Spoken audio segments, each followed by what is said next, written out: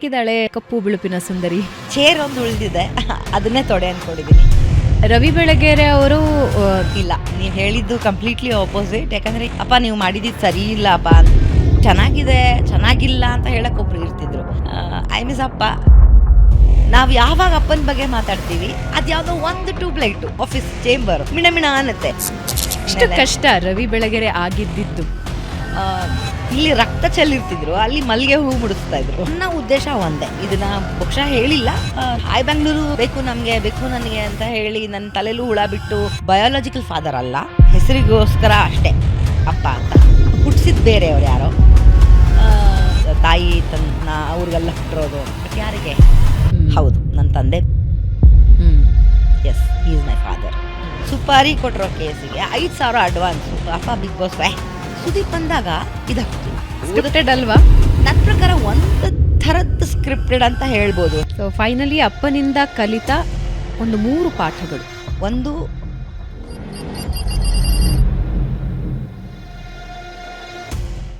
ನಮಸ್ಕಾರ ವೀಕ್ಷಕರೇ, ಬೆಂಗಳೂರು ಬಜ್ ಪಾಡ್ಕಾಸ್ಟ್ಗೆ ಸ್ವಾಗತ. ನಾನು ಭಾವನಾ ನಾಗಯ್ಯ. ಪ್ರತಿ ವಾರ ಒಬ್ಬೊಬ್ಬ ಗಣ್ಯ ಅತಿಥಿಗಳನ್ನು ನಾವು ಕರ್ಕೊಂಡು ಬರ್ತೀವಿ. ಅವರ ಜೀವನದ ಏಳು ಬೀಳುಗಳು ಎಲ್ಲನೂ ನಿಮ್ಮ ಮುಂದೆ ತೆರೆದಿಡ್ತೀವಿ. ನಮ್ಮ ಉದ್ದೇಶ ಒಂದೇ, ನಿಮ್ಮ ಜೀವನದ ಏಳು ಬೀಳುಗಳಲ್ಲಿ ಆ ಗಣ್ಯ ಅತಿಥಿಗಳ ಸಾಧನೆ ಏನಿದೆ, ಸವೆಸಿದ ದಾರಿ ಏನಿದೆಯಲ್ಲ, ಅದೊಂದು ಮಾರ್ಗದರ್ಶನ, ದಾರಿದೀಪ ಆಗಬೇಕು ಅಂತ. ಹಾಗೆ ಒಬ್ಬ ಗಣ್ಯ ಅತಿಥಿ ಇವತ್ತು ನಮ್ಮ ಜೊತೆ ಇದ್ದಾರೆ. ಇವರು ತಮ್ಮ ಹೆಸರಿನ ಜೊತೆಗೆ ತಮ್ಮ ತಂದೆಯ ಹೆಸರಿನ ಮೂಲಕವೂ ಕೂಡ ಬಹಳ ಪ್ರಖ್ಯಾತರು. ಇತ್ತೀಚೆಗಷ್ಟೇ ಆಂಟಿ ನಿನ್ನೊಲುಮೆಯಿಂದಲೇ ಅನ್ನೋ ಪುಸ್ತಕವನ್ನು ಬಿಡುಗಡೆ ಮಾಡಿದ್ರು. ನಾನು ಹೋಗೋದಕ್ಕಾಗಲಿಲ್ಲ, ನನ್ನನ್ನು ಮರ್ತು ಹೋದ್ರು ಅನ್ನೋದು ಬೇಜಾರು ನನಗಿದೆ. ಸೊ ವೀಕ್ಷಕರೇ, ಇವತ್ತು ನಮ್ಮ ಜೊತೆ ಇದ್ದಾರೆ ನಿಮ್ಮೆಲ್ಲರ ನೆಚ್ಚಿನ ಭಾವನಾ ಬೆಳಗೆರೆ ಅವರು. ಭಾವನಾ ಅವರೇ, ನಮಸ್ಕಾರ, ಕಾರ್ಯಕ್ರಮಕ್ಕೆ ಸ್ವಾಗತ. ಹೇಗಿದ್ದೀರಾ? ನಮಸ್ತೆ ಭಾವನಾ ಅವರೇ, thank you so much. Bhavana ಅವರ ಜೊತೆ ಇವತ್ತು ಮಾತಾಡ್ತೀವಿ. ಸೊ ಈ ಎಪಿಸೋಡ್ ಪೂರ್ತಿ ಭಾವನೆಗಳು ತುಂಬಿರುವಂಥ ಎಪಿಸೋಡ್ ಆಗುತ್ತೆ ಅಂತ. ಸೊ ನಮ್ಮ ಪಾಡ್ಕಾಸ್ಟ್ ಅಲ್ಲಿ ಬರೀ ಭಾವನೆಗಳು ತುಂಬಿರುತ್ತೆ ಅಂತ. ಹೌದು, ಖಂಡಿತ ಆ ಭಾವನೆಗಳು ಹೊರಗೆ ಬರಲಿ ಅನ್ನೋ ನಿರೀಕ್ಷೆಯಲ್ಲಿ ನಾನಿದ್ದೀನಿ. ಹೇಗಿದ್ದೀರಾ? ಆರಾಮಿದ್ದೀನಿ, ನೀವು ಹೇಗಿದ್ದೀರಿ? ನಾನು ಚೆನ್ನಾಗಿದ್ದೀನಿ. ಕಾರ್ಯಕ್ರಮ ತುಂಬ ಚೆನ್ನಾಗಿ ಮೂಡಿ ಬಂತು. ನಾನು ಬಹಳಷ್ಟು ವಿಡಿಯೋಸ್ ನೋಡ್ತಾ ಇದ್ದೆ. ಮರ್ತೆ ಅಂತ ಕಾಣಿಸುತ್ತೆ ಅಂತ ಹೇಳ್ಬೇಡಿ, ನಾನು ಆಕ್ಚುಲಿ ಕರೆದಿದ್ದೆ, ಅಜಿತ್ ಅವ್ರಿಗೂ ಹೇಳಿದ್ದೆ. ಅವ್ರು ಹೇಳೋದನ್ನ ಅವ್ರು ಮರ್ತಿದ್ದಾರೆ. ಬಟ್ ತುಂಬ ಖುಷಿ ಆಯಿತು. ಇಡೀ ಕಾರ್ಯಕ್ರಮ ನಾನು ನಿಮ್ಮ ಯೂಟ್ಯೂಬ್ ಚಾನಲ್ ಮೂಲಕವೇ ನೋಡಿದೆ. ಎಲ್ಲ ವಿಡಿಯೋಗಳನ್ನು ನೋಡ್ತಾ ಇದ್ದೆ.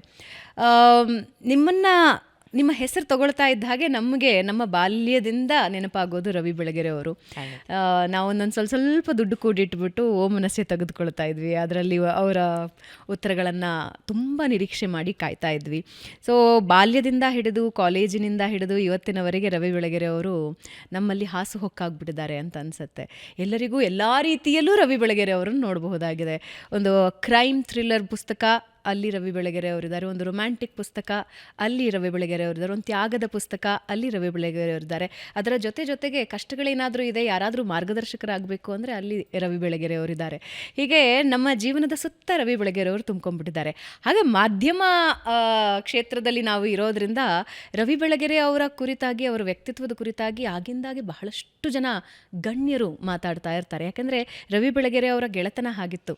ಹೌದು, ಯಾರ್ಯಾರ ಜೊತೆ ಎಷ್ಟೆಷ್ಟು ಗೆಳೆತನ, ಎಷ್ಟೆಷ್ಟು ಜಿಗ್ರಿ ದೋಸ್ತುಗಳು ಅನ್ನೋದನ್ನ ಹೇಳ್ಕೊಳ್ತಾ ಇದ್ರು. ಹಾಗೆ ಅಪ್ಪನ ಮುದ್ದಿನ ಮಗಳು, ನೀವು ಕೂಡ ಹೆಜ್ಜೆ ಮುಂದಿಟ್ಟಿದ್ದೀರಿ, ಮುಂದೆ ಹೋಗ್ತಾ ಇದ್ದೀರಿ. ಆದರೆ ನಾನು ಕ್ಯೂರಿಯಸ್ ಇದ್ದೀನಿ ಒಂದು ಪ್ರಶ್ನೆ ಕೇಳೋದಕ್ಕೆ. ಹೇಗಿದ್ದಾಳೆ ಕಪ್ಪು ಬಿಳುಪಿನ ಸುಂದರಿ? ಅದ್ಭುತವಾಗಿದ್ದಾಳೆ. 30 ವರ್ಷ ದಾಟಿದ್ಲು, 31ಕ್ಕೆ ಹೆಜ್ಜೆ ಇಟ್ಟಿದ್ದಾಳೆ. ಸೊ ಹಾಗಾಗಿ ಮೊದಲಿನ ನಾವು 16 ವರ್ಷಕ್ಕೆ ಬಂದಾಗ ಸ್ವೀಟ್ 16ಗೆ ಬಂದಳು ಅನ್ನೋದು ಕೂಡ ನನಗೆ ಅಲ್ಲಿಂದ ಸೆಲೆಬ್ರೇಷನ್ನು ಹೇಗೆ ಅಂತ. ನಾನು ಮೊದಲನೇ ಹಾಯ್ ಬ್ಯಾಂಗ್ಳೂರು ಅಂದರೆ first year of anniversary of hi Bangalore ಅಂತ ಬಂದಾಗ, ನಾನು ಅಪ್ಪ ಕೂತಿದ್ದು ಚೇರ್ ಅಂದರೆ ರವೀಂದ್ರ ಕಲಾಕ್ಷೇತ್ರದಲ್ಲಿ ನಡೆಯುತ್ತೆ ಈ ಕಾರ್ಯಕ್ರಮ, ಈ ಸಂಭ್ರಮಾಚರಣೆ. ಅದರಲ್ಲಿ ಅಪ್ಪನ ತೊಡೆ ಮೇಲೆ ಕೂತಿದ್ದೆ ನಾನು ಅವಾಗ 5ನೇ ಕ್ಲಾಸು. ಸೊ ನನಗೀಗಲೂ ನೆನಪಿದೆ, ಆ ಫೋಟೋ ನೋಡಿದಾಗೆಲ್ಲ ಅಪ್ಪ ಚೇರು, ಆಮೇಲೆ ಅಪ್ಪ ಅವ್ರ ಮೇಲೆ ತೊಡೆ ಮೇಲೆ ನಾನು ಕೂತಿದ್ದೀನಿ ಅಂತ. ಸೊ ಈಗ ಚೇರ್ ಒಂದು ಉಳಿದಿದೆ, ಅದನ್ನೇ ತೊಡೆ ಅನ್ಕೊಂಡಿದ್ದೀನಿ. ಕೂತಿದ್ದೀನಿ 31 ವರ್ಷ. ಸಾಕ್ತಾ ಇದ್ದಾಳೆ ಅವಳೇನು ಎವರ್ಗ್ರೀನ್.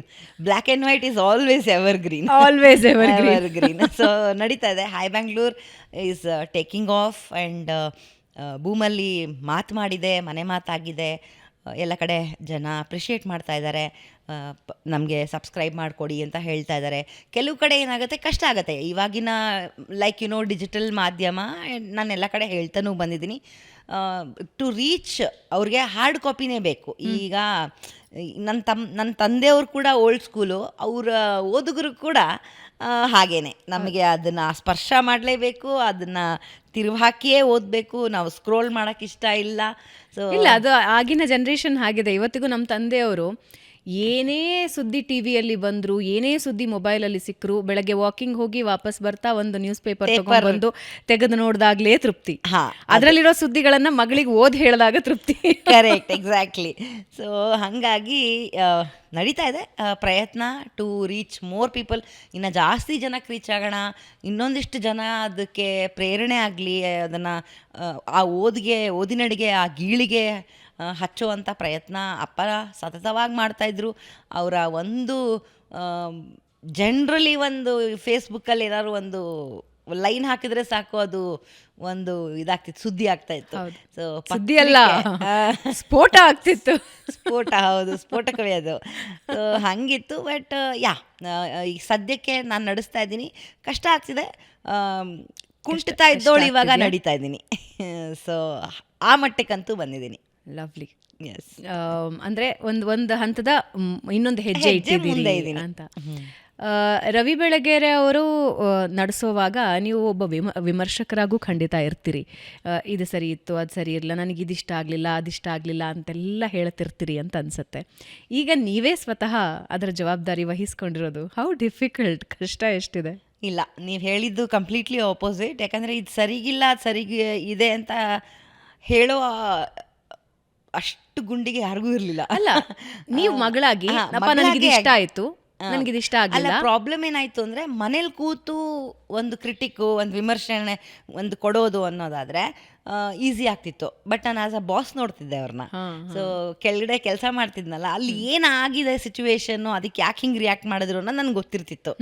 ಸೊ ಹಾಗಾಗಿ ಕ್ರಿಟಿಕ್ ಮಾಡೋಕ್ಕೆ, ವಿಮರ್ಶನೆ ಕೊಟ್ಟು ಅಪ್ಪ ನೀವು ಮಾಡಿದ್ದು ಸರಿ ಇಲ್ಲಪ್ಪ ಅಂತ ನಾನು ಹೇಳಿರೋದು ಉಂಟು. ಸುಮಾರು ಸತಿ 4 ಗೋಡೆ ಮಧ್ಯೆ ನಾವು ಇಬ್ಬರು ಮಾತಾಡಿದಾಗ ಹಾಗೆ ಹಾಗಿದೆ.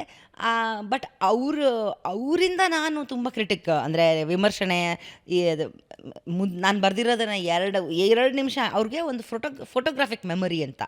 ಅದು ನೋಡಿದ ಕೂಡಲೇ ಫಸ್ಟ್ ಪ್ಯಾರಾಗ್ರಾಫಲ್ಲಿ 4 ಲೈನು, ಮಧ್ಯದಲ್ಲಿ 4 ಲೈನು, ಲಾಸ್ಟಲ್ಲಿ 4 ಲೈನ್ ಓದ್ಬಿಟ್ರೆ ಅವ್ರಿಗೆ ಗೊತ್ತಾಗ್ಬಿಡ್ತಿತ್ತು ಇದರಲ್ಲಿ ಕಸಾನ ಇದು ರಸಾನ ಅಂತ. ಸೊ ಹಿಂಗೆ ಮುದುಡಿ ಹಿಂಗೆ ಬಿಸಾಕ್ಬಿಡೋರು, ಬಿಸಾಕಿ ಇನ್ನೊಂದು ಬರ್ಕೊಂಬ ಹೋಗು ಅನ್ನೋದು. ಸೊ ಹಾಗಾಗಿ ಅವ್ರ ಅಂಡರಲ್ಲಿ ನೀವು ಕೆಲಸ ಮಾಡೋದು ಅತಿ ದೊಡ್ಡ ಚಾಲೆಂಜ್. ದೊಡ್ಡ ಚಾಲೆಂಜ್. ಇವಾಗ ನಡೆಸ್ತಾ ಇರೋದಕ್ಕಿಂತ ದೊಡ್ಡ ಚಾಲೆಂಜ್ ಅದಾಗಿತ್ತು, ತುಂಬ ಆಗಿತ್ತು. ಸೊ ಅದು ಚೆನ್ನಾಗಿತ್ತು. ಅಟ್ಲೀಸ್ಟ್ ಒಬ್ಬ ಕ್ರಿಟಿಕ್ ಅಂತ ಇದು ವಿಮರ್ಶನೆ ಮಾಡಿ ಇದು ಚೆನ್ನಾಗಿದೆ ಚೆನ್ನಾಗಿಲ್ಲ ಅಂತ ಹೇಳಕ್ ಒಬ್ರು ಇರ್ತಿದ್ರು. ಈಗ ಅದು ಮಿಸ್ಸಿಂಗ್ ಇದೆ. ಸೊ ಹಾಗಾಗಿ ಐ ಮಿಸ್ ಅಪ್ಪ ಕೆಲವು ಸತಿ ಅನ್ಸುತ್ತೆ.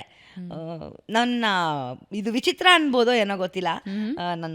ನನ್ನ ಕೊಲಿಗೂ ಕೂಡ ಇವಾಗ ನನ್ನ ಜೊತೆ ಬಂದಿದ್ದಾರೆ. ನಾವು ಯಾವಾಗ ಅಪ್ಪನ ಬಗ್ಗೆ ಮಾತಾಡ್ತೀವಿ, ಅದು ಯಾವುದೋ 1 ಟ್ಯೂಬ್ಲೈಟು ನಮ್ಮ ಆಫೀಸ್ ಚೇಂಬರು, ಅಪ್ಪ ಕೂರ್ತಾ ಇದ್ದಿದ್ದ ಚೇಂಬರು ಮಿಣ ಅನ್ನತ್ತೆ. ನಾನು ಅಪ್ಪ ಕೇಳಿಸ್ಕೊತಾ ಇದ್ದಾರೆ, ಬೈತಾ ಇದ್ದಾರೆ, ಏನು ಮಾಡ್ತಿದ್ದಾರೆ ಗೊತ್ತಿಲ್ಲ ನೋಡೋ ಅಂತ ರೇಗಿಸ್ತಾ ಇರ್ತೀನಿ ಅವನಿಗೆ. ಸೊ ಹೀಗೆ. ಸೊ ಅದನ್ನೇ ನಾನು ಕ್ರಿಟಿಕ್ ಆಗಿ ತಗೋತೀನಿ. ಇಲ್ಲ, ಇದು ಯಾಕೋ ತಪ್ಪು ಮಾಡ್ತಾ ಇದ್ದೀನಿ ಅನಿಸುತ್ತೆ, ಇದು ಮಾಡಬಾರ್ದು ಅನಿಸುತ್ತೆ ಅನ್ನೋ ಥರ. ಬಿಕಾಸ್ ಈಗ ಹೆಂಗಾಗಿದೆ, ಅಪ್ಪನ ಬದುಕು ಏನಿತ್ತು ಅದು ನನ್ನ ಬದುಕಾಗ್ಬಿಟ್ಟಿದೆ ಈಗ. ಸೊ ಕಂಪ್ಲೀಟ್ಲಿ ಆಫೀಸು, ಮನೆ ಸಂಭಾಳಿಸ್ತಿದ್ದೀನಿ, ಹೆಂಗೋ ಆಗ್ತಿದೆ. ಬಟ್ ಆಫೀಸ್ ಕೂಡ ಅಷ್ಟೇ, ನನ್ನ ಹಳೆ ಸಿಬ್ಬಂದಿ ಏನಿದ್ದಾರೆ, ಅಪ್ಪ ಇದ್ದಾಗಿಂದ ಸಿಬ್ಬಂದಿ ಅವ್ರು ಹಾಗೇ ಇದ್ದಾರೆ, ಅವರೇ ಇದ್ದಾರೆ. ಸೊ ಹಾಗಾಗಿ ನನಗೆ ಹೊಸದಾಗೇನೋ ಒಂದು ಆರಂಭ ಮಾಡಿದ್ದೀನಿ, ಹೊಸದೇನೋ ಒಂದು ಅನುಭವ ಅದು ಯಾವತ್ತೂ ಅನಿಸ್ಲಿಲ್ಲ. ಡೆಫಿನೆಟ್ಲಿ, ಯಾಕಂದ್ರೆ ನೀವು ಅದ್ರ ಜೊತೆಗೆ ಬೆಳ್ಕೊಂಡ್ ಬಂದವರು, ಅದರ ಪಾರ್ಟ್ ಆಗಿದ್ದವರು. ಅವ್ರ ಗರಡಿಲೇ ಬೆಳೆದೆ, ಅದನ್ನ ಕಲಿತೆ. ಅವರೇ ನಿಮಗೆ ಗುರು. ಹೌದು, ಹಿ is my god father, not just father but god father. So ಹಂಗಾಗಿ ಕೆಲವು ಕಡೆ ಬೈಸ್ಕೊತೀನಿ, ಕೆಲವು ಕಡೆ ಹೊಗಳಿಸ್ಕೊತೀನಿ. ಸೊ ಇದು ಪಾರ್ಟ್ ಆಫ್ ಎವ್ರಿಥಿಂಗ್ ಮೀಡಿಯಾ ಎಷ್ಟು ಕಷ್ಟ ರವಿ ಬೆಳಗೆರೆ ಆಗಿದ್ದಿದ್ದು, ಅಂದ್ರೆ ಒಬ್ಬ ರವಿ ಬೆಳಗೆರೆ ಆಗಿರ್ಬೇಕು ಅಂದ್ರೆ ಎಷ್ಟು ಕಷ್ಟ ಇತ್ತು, ತುಂಬ ಕಷ್ಟ. ಯಾಕೆಂದ್ರೆ ರವಿ ಬೆಳಗೆರೆ ನಾನು ಹೇಳದ್ನಲ್ಲ ನಿಮಗೆ, ಓ ಮನಸ್ಸೆ ಇವೆಲ್ಲಾನು ನನ್ನ ಅತ್ಯಂತ ತುಂಬ ಕಾಡಿದ ಪುಸ್ತಕ. ಅಫ್ಕೋರ್ಸ್ ಹೇಳಿ ಹೋಗೋ ಕಾರಣ ಬಹುಶಃ ನಾನು ಎಷ್ಟು ಸಲ ಓದಿದ್ದೀನಿ ಅಂತ ನನಗೆ ನೆನಪಿಲ್ಲ. ಆ್ಯಂಡ್ ಕಾಡುವ ಪುಸ್ತಕ ಅಫ್ಕೋರ್ಸ್, ಅದನ್ನು ಹೊರತುಪಡಿಸಿ ಎಲ್ಲ ಬರವಣಿಗೆಗಳು. ಆಮೇಲೆ ಇನ್ನೊಂದು ಕೇಳ್ಪಟ್ಟೆ, ರವಿ ಬೆಳಗೆರೆ ಅವರು ಯಾವತ್ತೂ ಹಿಂಗೆ ಕಾಟ್ ಹೊಡಿತಿರ್ಲಿಲ್ವಂತ, ಒಂದು ಚಿತ್ತಿಲ್ಲ. ಅವ್ರದ್ದು ಥಾಟ್ ಪ್ರೋಸೆಸ್ ಅಷ್ಟು ಫ್ಲೋ ಅಷ್ಟು ಚೆನ್ನಾಗಿತ್ತು, ಒಂದೇ ಒಂದು ಕಾಟ್ ಹೊಡಿತಿರ್ಲಿಲ್ಲ ಅಂತ. ಸೊ ಅವರ ಬರವಣಿಗೆ ಎಲ್ಲವೂ ಹೌದು. ನಾನಿವಾಗ ಫಂಕ್ಷನ್ ಮಾಡಿದಾಗ ಯೂಶಲಿ ಏನು ಹಣ್ಣಿಂದು ಒಂದು ಬುಟ್ಟಿ ಅಥವಾ ಒಂದು ಗಿಡ ಆ ಥರ ಕೊಡ್ತಾರೆ.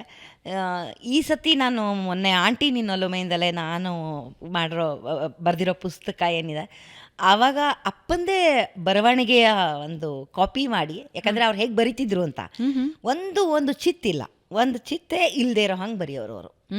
ಆಮೇಲೆ ದುಂಡಕ್ಷರ ಡೈರೆಕ್ಟ್ ಪ್ರಿಂಟ್ಗೆ ಹೋಗ್ಬೋದು ಆಗಿತ್ತು, ಹಂಗಿರ್ತಿತ್ತು ಅವ್ರದ್ದು ಬರವಣಿಗೆಯ ಇದು ಅಕ್ಷರಗಳು. ಅಷ್ಟು ಪೋಣಿಸ್ಕೊಂಡು ಹೋಗೋರು. ಇದ್ಯಾಕೋ ಈ ಪದ ಈ ಕಡೆ ಬರಬೇಕಿತ್ತು, ಈ ಪದ ಆ ಕಡೆ ಬರಬೇಕು, ಒಂದು ಸತಿನೂ ಹಂಗೆ ಅನ್ಸಿದ್ದಿಲ್ಲ. ಆ ಥರ ಬರೆಯೋರು. ಒಂದು ಸತಿ ಅವ್ರು ಬರೆಯೋ ಶೈಲಿನೇ ಹಂಗಿರ್ತಿತ್ತು. ಕೈಯಲ್ಲಿ ಒಂದು ಸಿಗರೇಟ್ ಇಟ್ಕೊಂಡಿರೋರು, ಹಲ್ಲಿ ಇದು ತುಟಿ ಹಿಂಗೆ ಕೊಟ್ಟೋರು, ತಲೆ ಬಗ್ಸಿದ್ರೆ ಬರೀತಾ ಹೋದ್ರು. ಅದು ಫುಲ್ ಸ್ಟಾಪ್ ಇಡೋವರೆಗೂ ಅಥವಾ ಅದು ಇಲ್ಲಿ ಸುಡಬೇಕು, ಅವಾಗವರೆಗೂ ಅವ್ರಿಗೆ ಎಚ್ಚರ ಆಗ್ತಿರ್ಲಿಲ್ಲ. ಅವರು ಬರಿತಾ ಇರೋ ಜ್ಞಾನ ಅಂದರೆ ಅವರು ಎಲ್ಲೂ ಡೈವರ್ಟ್ ಆಗ್ತಿರ್ಲಿಲ್ಲ. ಆ್ಯಂಡ್ ಯಾವಾಗಲೂ ಆಶ್ಚರ್ಯ ಆಗೋದು ಒಂದೇ, ನನಗೆ ಒಬ್ಬ ಬರಹಗಾರ್ತಿಯಾಗೆ ಅಥವಾ ಒಂದು ಬರಹಗಾರರು ಇದನ್ನು ಹೆಂಗೆ ಮಾಡೋಕ್ಕೆ ಸಾಧ್ಯ ಅಂತ ತಕ್ಷಣ ಓ ಮನಸ್ಸೇ ಎತ್ಕೋತಾರೆ. ಅಲ್ಲಿ ಸಮಾಧಾನ ಅನ್ನೋ ಒಂದು ಕಾಲಮ್ ಬರುತ್ತೆ, ಅಥವಾ ಒಂದು ಸೈಡ್ ವಿಂಗ್ ಅಂತ ಬರುತ್ತೆ, ಅದರಲ್ಲಿ ಹ್ಯೂಮನ್ ಇಂಟ್ರೆಸ್ಟ್ ಬರಬೇಕು. ತಕ್ಷಣ ಒಂದು ಕ್ರೈಮ್ ಡೈರಿ ಸ್ಕ್ರಿಪ್ಟ್ ಎತ್ಕೋತಾರೆ, ಅಲ್ಲಿ ಕ್ರೈಮ್ ಬರಬೇಕು. ಅಲ್ಲ, ನಾನು ಅದನ್ನೇ ಕೇಳೋಳಿದ್ದೆ. ಕ್ರೈಮ್ ಬರೆದು ನೆಕ್ಸ್ಟ್ಗೆ ಮಗಳೇ ಅಂತ ಹೆಂಗೆ ತಗೋತಿದ್ರು. ಹೌದು, ಅದನ್ನ ಮಾಡೋರ ಇಮಿಡಿಯೇಟ್ ಲವಿಕೆ, ಅಲ್ಲಿ ಪ್ರೇಮ ಪತ್ರ ಬರೀಬೇಕು, ಇಲ್ಲಿ ರಕ್ತ ಚೆಲ್ಲಿರ್ತಿದ್ರು, ಅಲ್ಲಿ ಮಲ್ಲಿಗೆ ಹೂ ಮುಡಿಸ್ತಾ ಇದ್ರು. ಹಾಗಾಗಿ ನನಗೆ ಇದು ಹೆಂಗೆ ಅಂತ, ಈ ಜಾನರ್ ಹೆಂಗೆ ಪಟ್ಟಂತ ಮನುಷ್ಯನ ಥಾಟ್ ಹೆಂಗೆ ಬದಲಾಗುತ್ತೆ ಅನ್ನೋದು ಯಾವತ್ತೂ ವಿಸ್ಮಯ. ಅದು ಕೇಳಿದ್ರೆ ಕೇಳ್ತಾ ಇದ್ದೆ, ಸುಮಾರು ಸತಿ ಕೇಳ್ತಿದ್ದೆ. ಸ್ವಿಚ್ ಆಫ್ ಆಗೋದು ಒಂದು, ಸ್ವಿಚ್ ಆನ್ ಆಗೋದು ಒಂದು, ಅದೆರಡು ಕಲ್ತ್ಬಿಟ್ರೆ ನಿಮಗೆ ತುಂಬ ಉಪಯೋಗ ಆಗತ್ತೆ ಅಂತ ಹೇಳ್ತಾ ಇರ್ತೀನಿ. ಕಲಿಯಕ್ಕಾಗಿದೆಯಾ? ಆಗಿದೆ, ನನ್ನ ಪ್ರಕಾರ ಆಗಿದೆ. ಅಂದರೆ ಅವರ ಮಟ್ಟಿಗೆ ಅಂತ ನಾನು ಹೇಳಲಾರೆ, ಅವರ ಮಟ್ಟಿಗೆ ನಾನು ಯಾವತ್ತೂ ಮಾಡ್ಲಿಕ್ಕೆ ಸಾಧ್ಯವೂ ಇಲ್ಲ. ಅದನ್ನ ಜನ ಒಪ್ತಾರೆ. ಜನ ಮೇಡಮ್ ನೀವು ಬರೆದ್ರೆ ಅವ್ರ ಥರ ಬರೀತಾ ಇದ್ದೀರಿ. ಈ ಕಾದಂಬರಿಗೆ ನಂಗೆ ಆ ಥರ ವಿಮರ್ಶೆ ತುಂಬ ಬಂದಿದೆ. ಅದರಲ್ಲಿ ಎಲ್ಲಿ ರವಿ ಬೆಳಗೆರೆ ಅವ್ರು ನಿಲ್ಲಿಸಿದ್ರು, ಎಲ್ಲಿ ನೀವು ಆರಂಭ ಮಾಡಿದ್ರಿ ಅನ್ನೋದು ಗೊತ್ತೇ ಆಗೋದಿಲ್ಲ. ಹಂಗೆ ಆ ಫ್ಲೋ ಹಾಗೆ ನಡ್ಕೊಂಡು ಬರ್ತಿದೆ ಅಂತ ಬಂದಿದೆ. ಸೊ ನನಗೆ ಅಪ್ಪನ ಇಮಿಟೇಟ್ ಮಾಡಬೇಕು ಅನ್ನೋ ಆಸೆ ಖಂಡಿತ ಇಲ್ಲ. I don't want to imitate him because but ಕಷ್ಟ ಇದೆ ಅದರಿಂದ ಆಚೆ ಬರೋದು. ಯಾಕೆಂದರೆ ಸಾಮಾನ್ಯವಾಗಿ ಒಬ್ಬರ ಗರಡಿಯಲ್ಲಿ ಯಾರಾದರೂ ಪಳಗ್ತಾ ಇದ್ದರೆ ಅವರದ್ದೇ ಫ್ಲೋ. ಆಮೇಲೆ ನಾನು ಯಾಕೆ ಹೇಳ್ತಿದ್ದೀನಿ ಅಂದರೆ, ರವಿ ಬೆಳಗೆರೆ ಅವರ ಕೈ ಕೆಳಗೆ ಕೆಲಸ ಮಾಡಿದ ಬಹಳಷ್ಟು ಜನ ಇವತ್ತು ಮಾಧ್ಯಮದ ಬೇರೆ ಬೇರೆ ಭಾಗಗಳಲ್ಲಿದ್ದಾರೆ. ಅವರ ಶೈಲಿ ಸೇಮ್ ಇರುತ್ತೆ. ಹೌದು, ಯಾರಿಗೇ ಗೊತ್ತಾಗತ್ತೆ ಅವರು ರವಿ ಬೆಳಗೆರೆ ಅವರ ಗರಡಿಯಲ್ಲಿ ಪಳಗ್ ಬಂದಿರೋರೇ ಅಂತ. ಅದು ವಾಯ್ಸ್ ಓವರ್ ಕೊಡೋದ್ರಲ್ಲಾಗಿರಬಹುದು, ಸ್ಕ್ರಿಪ್ಟ್ ರೈಟಿಂಗ್ ಆಗಿರಬಹುದು, ಆಮೇಲೆ ಅದು ನರೇಷನ್ ಇರಬಹುದು, ಎಲ್ಲ ಗೊತ್ತಾಗ್ಬಿಡತ್ತೆ. ಅದರಿಂದ ಆಚೆ ಬರೋದು ಬಹಳ ಕಷ್ಟ, ತುಂಬ ಕಷ್ಟ ಇದೆ. ಬರವಣಿಗೆ ಅವರನ್ನು ದಾಟಿ ಬರಿತೀನಿ ಅನ್ನೋದಲ್ಲ, ಅವರ ಛಾಯೆ ಇಲ್ಲದೆ ಇರೋ ಹಾಗೆ ಬರೆಯೋದು ಒಂದು ದೊಡ್ಡ ಚಾಲೆಂಜು. ಸೊ ಹಾಗಾಗಿ ಆ ಚಾಲೆಂಜನ್ನು ನಾನು ಈ ಪುಸ್ತಕದಲ್ಲಿ ಮಾಡಿಲ್ಲ. ಯಾಕಂದರೆ ಇದು ಕಂಟಿನ್ಯೂಷನ್ ಆಫ್ ಅಪ್ಪ ಆದ್ದರಿಂದ ನಾನು ಆ ಪುಸ್ತಕನ ಅದೇ ಶೈಲಿ ಬರಲಿ, ನಂದು ಬಂದರೆ ಮತ್ತು ಬೇರೆ ಬೇರೆ ಅಂದರೆ ಮೂಡು ಬೇರೆ ಕಡೆ ಹೋಗ್ಬಿಡುತ್ತಲ್ಲ ಅಂತ ಹೇಳಿ ನಾನು ಹಾಗಾಗಿ ಅದನ್ನು ಹಾಗೆ ಫಾಲೋ ಮಾಡಿದೆ. ಬಟ್ ನಾನು ಬರೆಯೋ ಶೈಲಿ ಕೂಡ ಮೊದಲಿಂದ ಆಗಿರ್ಬೋದು. ಓ ಮನಸ್ಸೇ ನಾನು ಎಡಿಟರಾಗಿ 4 ವರ್ಷ ಕೆಲಸ ಮಾಡಿದೆ. ಸೊ ಓ ಮನಸ್ಸೇನಲ್ಲಿ ನನಗೆ ಬರ್ತಾ ಇದ್ದಿದ್ದು ಕೆಲವು ಆರ್ಟಿಕಲ್ಗಳಲ್ಲಿ, ನಾನು ಬರಿತಾ ಇದ್ದಿದ್ದು ಆರ್ಟಿಕಲ್ಗಳಲ್ಲಿ ಅಪ್ಪ ಎಷ್ಟೋ ಸತಿ ಅಂದರೆ ಅವರು ಟ್ರಿಕ್ಕಿ ಆಗಿರೋರು. ಊಟ ನನ್ನ ಜೊತೆನೇ ಮಾಡೋರು, ಮಧ್ಯಾಹ್ನ ಕೊನೆಗೆ ನಾನೇ ಮಾಡಿಸ್ತಿದ್ದೆ, ಒಟ್ಟಿಗೆ ಕೂತ್ಕೊಂಡು ಊಟ ಮಾಡ್ತಿದ್ವಿ. ಆವಾಗ ಇದು 15 ದಿವಸಕ್ಕೆ ಒಂದು ಸತಿ, ಹಾಯ್ ಬ್ಯಾಂಗ್ಳೂರ್ ಆದರೆ ವಾರಕ್ಕೆ ಒಂದು ಸತಿ. ಸೊ ಮತ್ತು ಮಗಳೇ ಏನು ತೊಗೊಂಡಿದ್ಯಾ ಈ ಸತಿ ಲೀಡು ಅಂತ ಕೇಳೋರು. ಸರಿ, ನಾನು ಪೆದ್ದದಾಗಿ ಹೇಳ್ಬಿಡ್ತಿದ್ದೆ ಇದು ತೊಗೊಂಡಿದ್ದೀನಿ ಅಂತ. ಹಾಂ, ಏನು ಹಂಗಂದ್ರೆ ಆ ಸಬ್ಜೆಕ್ಟ್ ಏನು ಅಂದರೆ ಸ್ವಲ್ಪ ವಿಭಿನ್ನವಾಗಿ ತೊಗೋತಾ ಇದ್ದೆ. ಸ್ಟಾಕಿಂಗ್ ಅಂದರೆ ಏನು ಅಂತ ಕೇಳೋರು. ಸೊ ಇಂಥವೆಲ್ಲ ಹೇಳ್ತಾ ಇರ್ತಿದ್ನಲ್ಲ, ಅಪ್ಪ ಸ್ಟಾಕಿಂಗ್ ಅಂದರೆ ಹೀಗೆ ಫಾಲೋ ಮಾಡ್ತಾರೆ ಆ ಥರ ಈ ಥರ ಅಂತ. ಸೊ ಹೌದಾ ಅಂತ. ನಾವು ಉಪ್ಪಿನಕಾಯಿ ಅಷ್ಟು ಬರೆದ್ರೆ ಅವರು ಇಡೀ ಔತಣ ಬರೆದ್ಬಿಡೋರು. ನೆಕ್ಸ್ಟ್ ಅವ್ರದ್ದು ಬಾಟಮ್ ಐಟಮಲ್ಲಿ ಸ್ಟಾಕಿಂಗ್ ಅಂತ ಬಂದ್ಬಿಡೋದು. ಅರೇ ಈಗ ನಾನೇನು ಬರ್ದಿರೋದನ್ನೇ ಏನು ಮಾಡಲಿ ಅಂತ. ಸೊ ಅಪ್ಪ ನೀವು ಇದನ್ನು ನೆಕ್ಸ್ಟ್ ನಾನು ಜಾಣೆ ಅದೇ, ಹೆಂಗೂ ಅಪ್ಪನ ಮಗಳೇ ಅಲ್ವಾ, ಊಟ ಮಾಡ್ಬೇಕು ಮತ್ತೆ ಏನು ಲೀಡು ಅನ್ನೋರು. ಯೋಚನೆ ಮಾಡ್ತಾ ಇದ್ದೀನ, ನಾನು ಆಲ್ರೆಡಿ ಬರೆದಿಟ್ಬಿಟ್ಟಿರ್ತಿದ್ದೆ. ಯೋಚನೆ ಮಾಡ್ತಾ ಇದ್ದೀನಪ್ಪ, ನೋಡೋಣ ಏನು ಮಾಡೋದು ಅಂತ. ಇನ್ನು ಜಾಣೆ ಕಿಲಾಡಿ ಆಗ್ಬಿಟ್ಟೆ ನೀನು, ಹೇಳಲ್ಲ ನನಗೆ ನೀನು ಅಂತ, ನಾನೇ ಬರೆದ್ಬಿಡ್ತೀನಿ ಅಂತ. ಸೊ ಹಾಗಾಗಿ ಅವರ ಛಾಯೆ ಇಲ್ಲದೆ ಬರೆಯೋದು ಕಷ್ಟ ಇದೆ. ಯಾಕಂದರೆ ಅದಿಲ್ಲ ಅಂದರೆ ಜನಕ್ಕೆ ಇಷ್ಟ ಆಗಲ್ಲ. ಜನಕ್ಕೆ ಒಂದು ಏನೋ ಬೋಧನೆ ಆಗಲಿಲ್ಲ. ಯಾವತ್ತೂ ಅಪ್ಪ ಬೋಧನೆ ಮಾಡ್ತಿರ್ಲಿಲ್ಲ. ಅದು ಮನಸ್ಸಿಗೆ ತಾಕೋ ಹಾಗೆ ಬರೀತಿದ್ರು. ನನ್ನ ಉದ್ದೇಶ ಒಂದೇ. ನಾನು ಇದನ್ನು ಬಹುಶಃ ಹೇಳಿಲ್ಲ, ನನ್ನ ತಲೆಯಲ್ಲಿ ನನಗೆ ಯಾವಾಗೂ ಅನಿಸೋದು, ವಿಮಾನ ತೋರಿಸ್ಬೇಡ, ಆಟೋ ತೋರಿಸು, ಆವಾಗ ಜನ ಕನೆಕ್ಟ್ ಆಗ್ತಾರೆ. ನೀನು ವಿಮಾನದಲ್ಲಿದೆಯಾ ಅಂತಂದರೆ ನಿನಗೆ ಜನ ಕನೆಕ್ಟೇ ಆಗಲ್ಲ. ಹೌದು, ನಾನೂ ಅದೇ ಅಲ್ವಾ ಅಂತ ಅನಿಸ್ಬೇಕು ಅಂದರೆ ನೀನು ಆಟೋಲೇ ಇರಬೇಕು. ಸೊ ಆಟೋನಲ್ಲಿ, ಆಟೋ ಡ್ರೈವರ್ಸನ್ನು ಹೇಳ್ತಿಲ್ಲ, ಆಟೋನಲ್ಲಿ ಒಂದು ಡ್ರೈವರ್ ಆಗಿನೂ ಆಗ್ಬೋದು, ಒಬ್ಬರು ಪ್ಯಾಸೆಂಜರ್ ಆಗಿ ಆದರೂ ಆಗ್ಬೋದು, ಕನೆಕ್ಟ್ ಆಗಬೇಕು. ನಾನು ಆಟೋಲ್ಲಿ ಹೋಗಬಲ್ಲೆ, ವಿಮಾನದಲ್ಲಿ ನಾನು ಎಲ್ಲರೂ ಹೋಗಲ್ಲ. ಸೊ ಹಾಗೆ ವಿಮಾನದ ಬಗ್ಗೆ ಬರೆದ್ರೆ ಕನೆಕ್ಟೇ ಆಗಲ್ಲ. ಸೊ ಅದು ನನ್ನ USB ಅಂದ್ಕೊಳ್ತೀನಿ ನಾನು. ಏನೇ ಇದ್ದರೂ ನನಗೆ ಈ ಭಾವನೆಗೂ ಅರ್ಥ ಆಗಬೇಕು, ಆ ಭಾವನೆಗೂ ಅರ್ಥ ಆಗಬೇಕು. ಸೊ ಹಾಗಾಗಿ ಆ ಭಾವನೆಗಳನ್ನು ಅರ್ಥ ಮಾಡಿಸೋ ಅಂಥದ್ದನ್ನು ಮಾತ್ರ ಬರೀಬೇಕೇ ಹೊರತು ಇನ್ನೊಬ್ಬರ ಛಾಯೆಯಿಂದ ತಪ್ಪಿಸ್ಕೊಳ್ಳೋದು, ಅಪ್ಪನ ಛಾಯೆಯಿಂದ, ಅವರ ಬರವಣಿಗೆ ಛಾಯೆಯಿಂದ ತಪ್ಪಿಸ್ಕೊಳ್ಳೋದು ತುಂಬ ಕಷ್ಟ ಇದೆ. ಬಟ್ ಇಟ್ಸ್ ಓಕೆ, ಎಲ್ಲದಕ್ಕೂ ಒಂದೊಂದೊಂದು ಹೆಜ್ಜೆ. ನೀವು ತಪ್ಪಿಸ್ಕೊಂಡಿದ್ದ ದಿನ ಅಪ್ಪ ನಿಮಗೆ ಭೇಷ್ ಅಂತಾರೆ ಅನ್ಬೋದೇನ, ಮತ್ತೆ ಮಿಣ ಅನ್ಬೋದು ಲೈಟ್. ಅದು ಬೈತಾರೋ ಹೊಗಳ್ತಾರೋ ಗೊತ್ತಿಲ್ಲ. ಇಲ್ಲ, ಮಕ್ಕಳು ತಂದೆ ಅಥವಾ ತಾಯಿಯ ಛಾಯೆಯಿಂದ ಆಚೆ ಬಂದ್ರೆ ಅದಕ್ಕಿಂತ ಹೆಮ್ಮೆ ವಿಷಯ ಪೇರೆಂಟ್ಸ್ ಇರೋದಿಲ್ಲ ಅಂತ ಅನ್ಸುತ್ತೆ. ರವಿ ಬೆಳಗೆರೆ ಆಗಿರೋದು ಎಷ್ಟು ಕಷ್ಟ. ಯಾಕೆಂದ್ರೆ ಎಲ್ಲರೂ ರವಿ ಬೆಳಗೆರೆ ಅವರನ್ನ ಪ್ರೀತಿಸಿದ್ರು ಅಂತಲ್ಲ, ಎಲ್ಲರೂ ತೆಗಳಿದ್ರು ಅಂತಲ್ಲ, ಎಲ್ಲರೂ ದ್ವೇಷಿಸಿದ್ರು ಅಂತಲ್ಲ, ಎಲ್ಲಾನು ರವಿ ಬೆಳಗೆರೆ ಅವರು ತೆಗೆದುಕೊಂಡ್ರು. ಎಷ್ಟು ಕಷ್ಟ ರವಿ ಬೆಳಗೆರೆ ಆಗಿರೋದಕ್ಕೆ. ಅಪ್ಪ ಬಹುಶಃ ಹೇಳಿದ್ರೆ ಗೊತ್ತಾಗಿರೋದು ಅವ್ರಿಗೆ, ಈ ಥರ ನಿಮ್ಮನ್ನ ಬೈತಾ ಇದ್ದಾರೆ ಅಂತ. ಯಾಕಂದರೆ ಈ ವಾಸ್ ಲಾಸ್ಟ್ ಆಲ್ಮೋಸ್ಟ್ ಒಂದು 4 years ಆ ಟೈಮಲ್ಲಿ ಫೇಸ್ಬುಕ್ಗೆಲ್ಲ ತುಂಬ ಆ್ಯಕ್ಟಿವ್ ಆಗಿದ್ರು ಅವರು. ಬಟ್ ಕಮೆಂಟ್ಸ್ಗಳೆಲ್ಲ ಓದ್ತಾ ಇರಲಿಲ್ಲ. ಅವ್ರಿಗೆ ಏನು ಅನ್ಸುತ್ತೆ ಅದನ್ನು ಹಾಕ್ಬಿಡೋರು.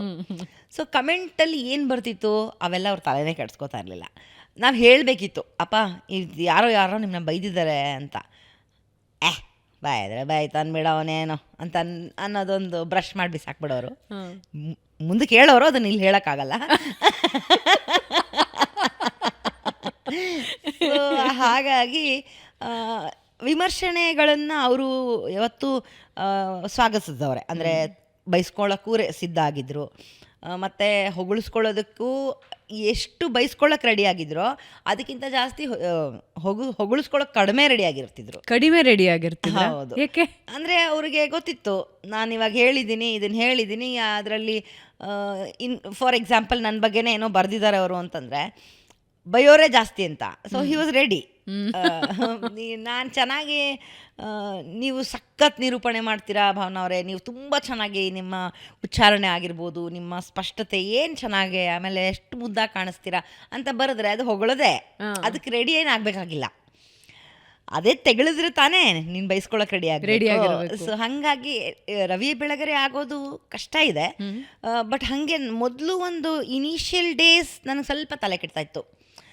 ಯಾಕೆ ಅಂದರೆ ಎಲ್ಲರೂ ಫೋರ್ಸ್ ಮಾಡಿ ಜನರ ಒತ್ತಾಯದ ಮೇಲೆ ನಾನು ಹೈ ಬೆಂಗಳೂರು ಸ್ಟಾರ್ಟ್ ಮಾಡಿದ್ದು.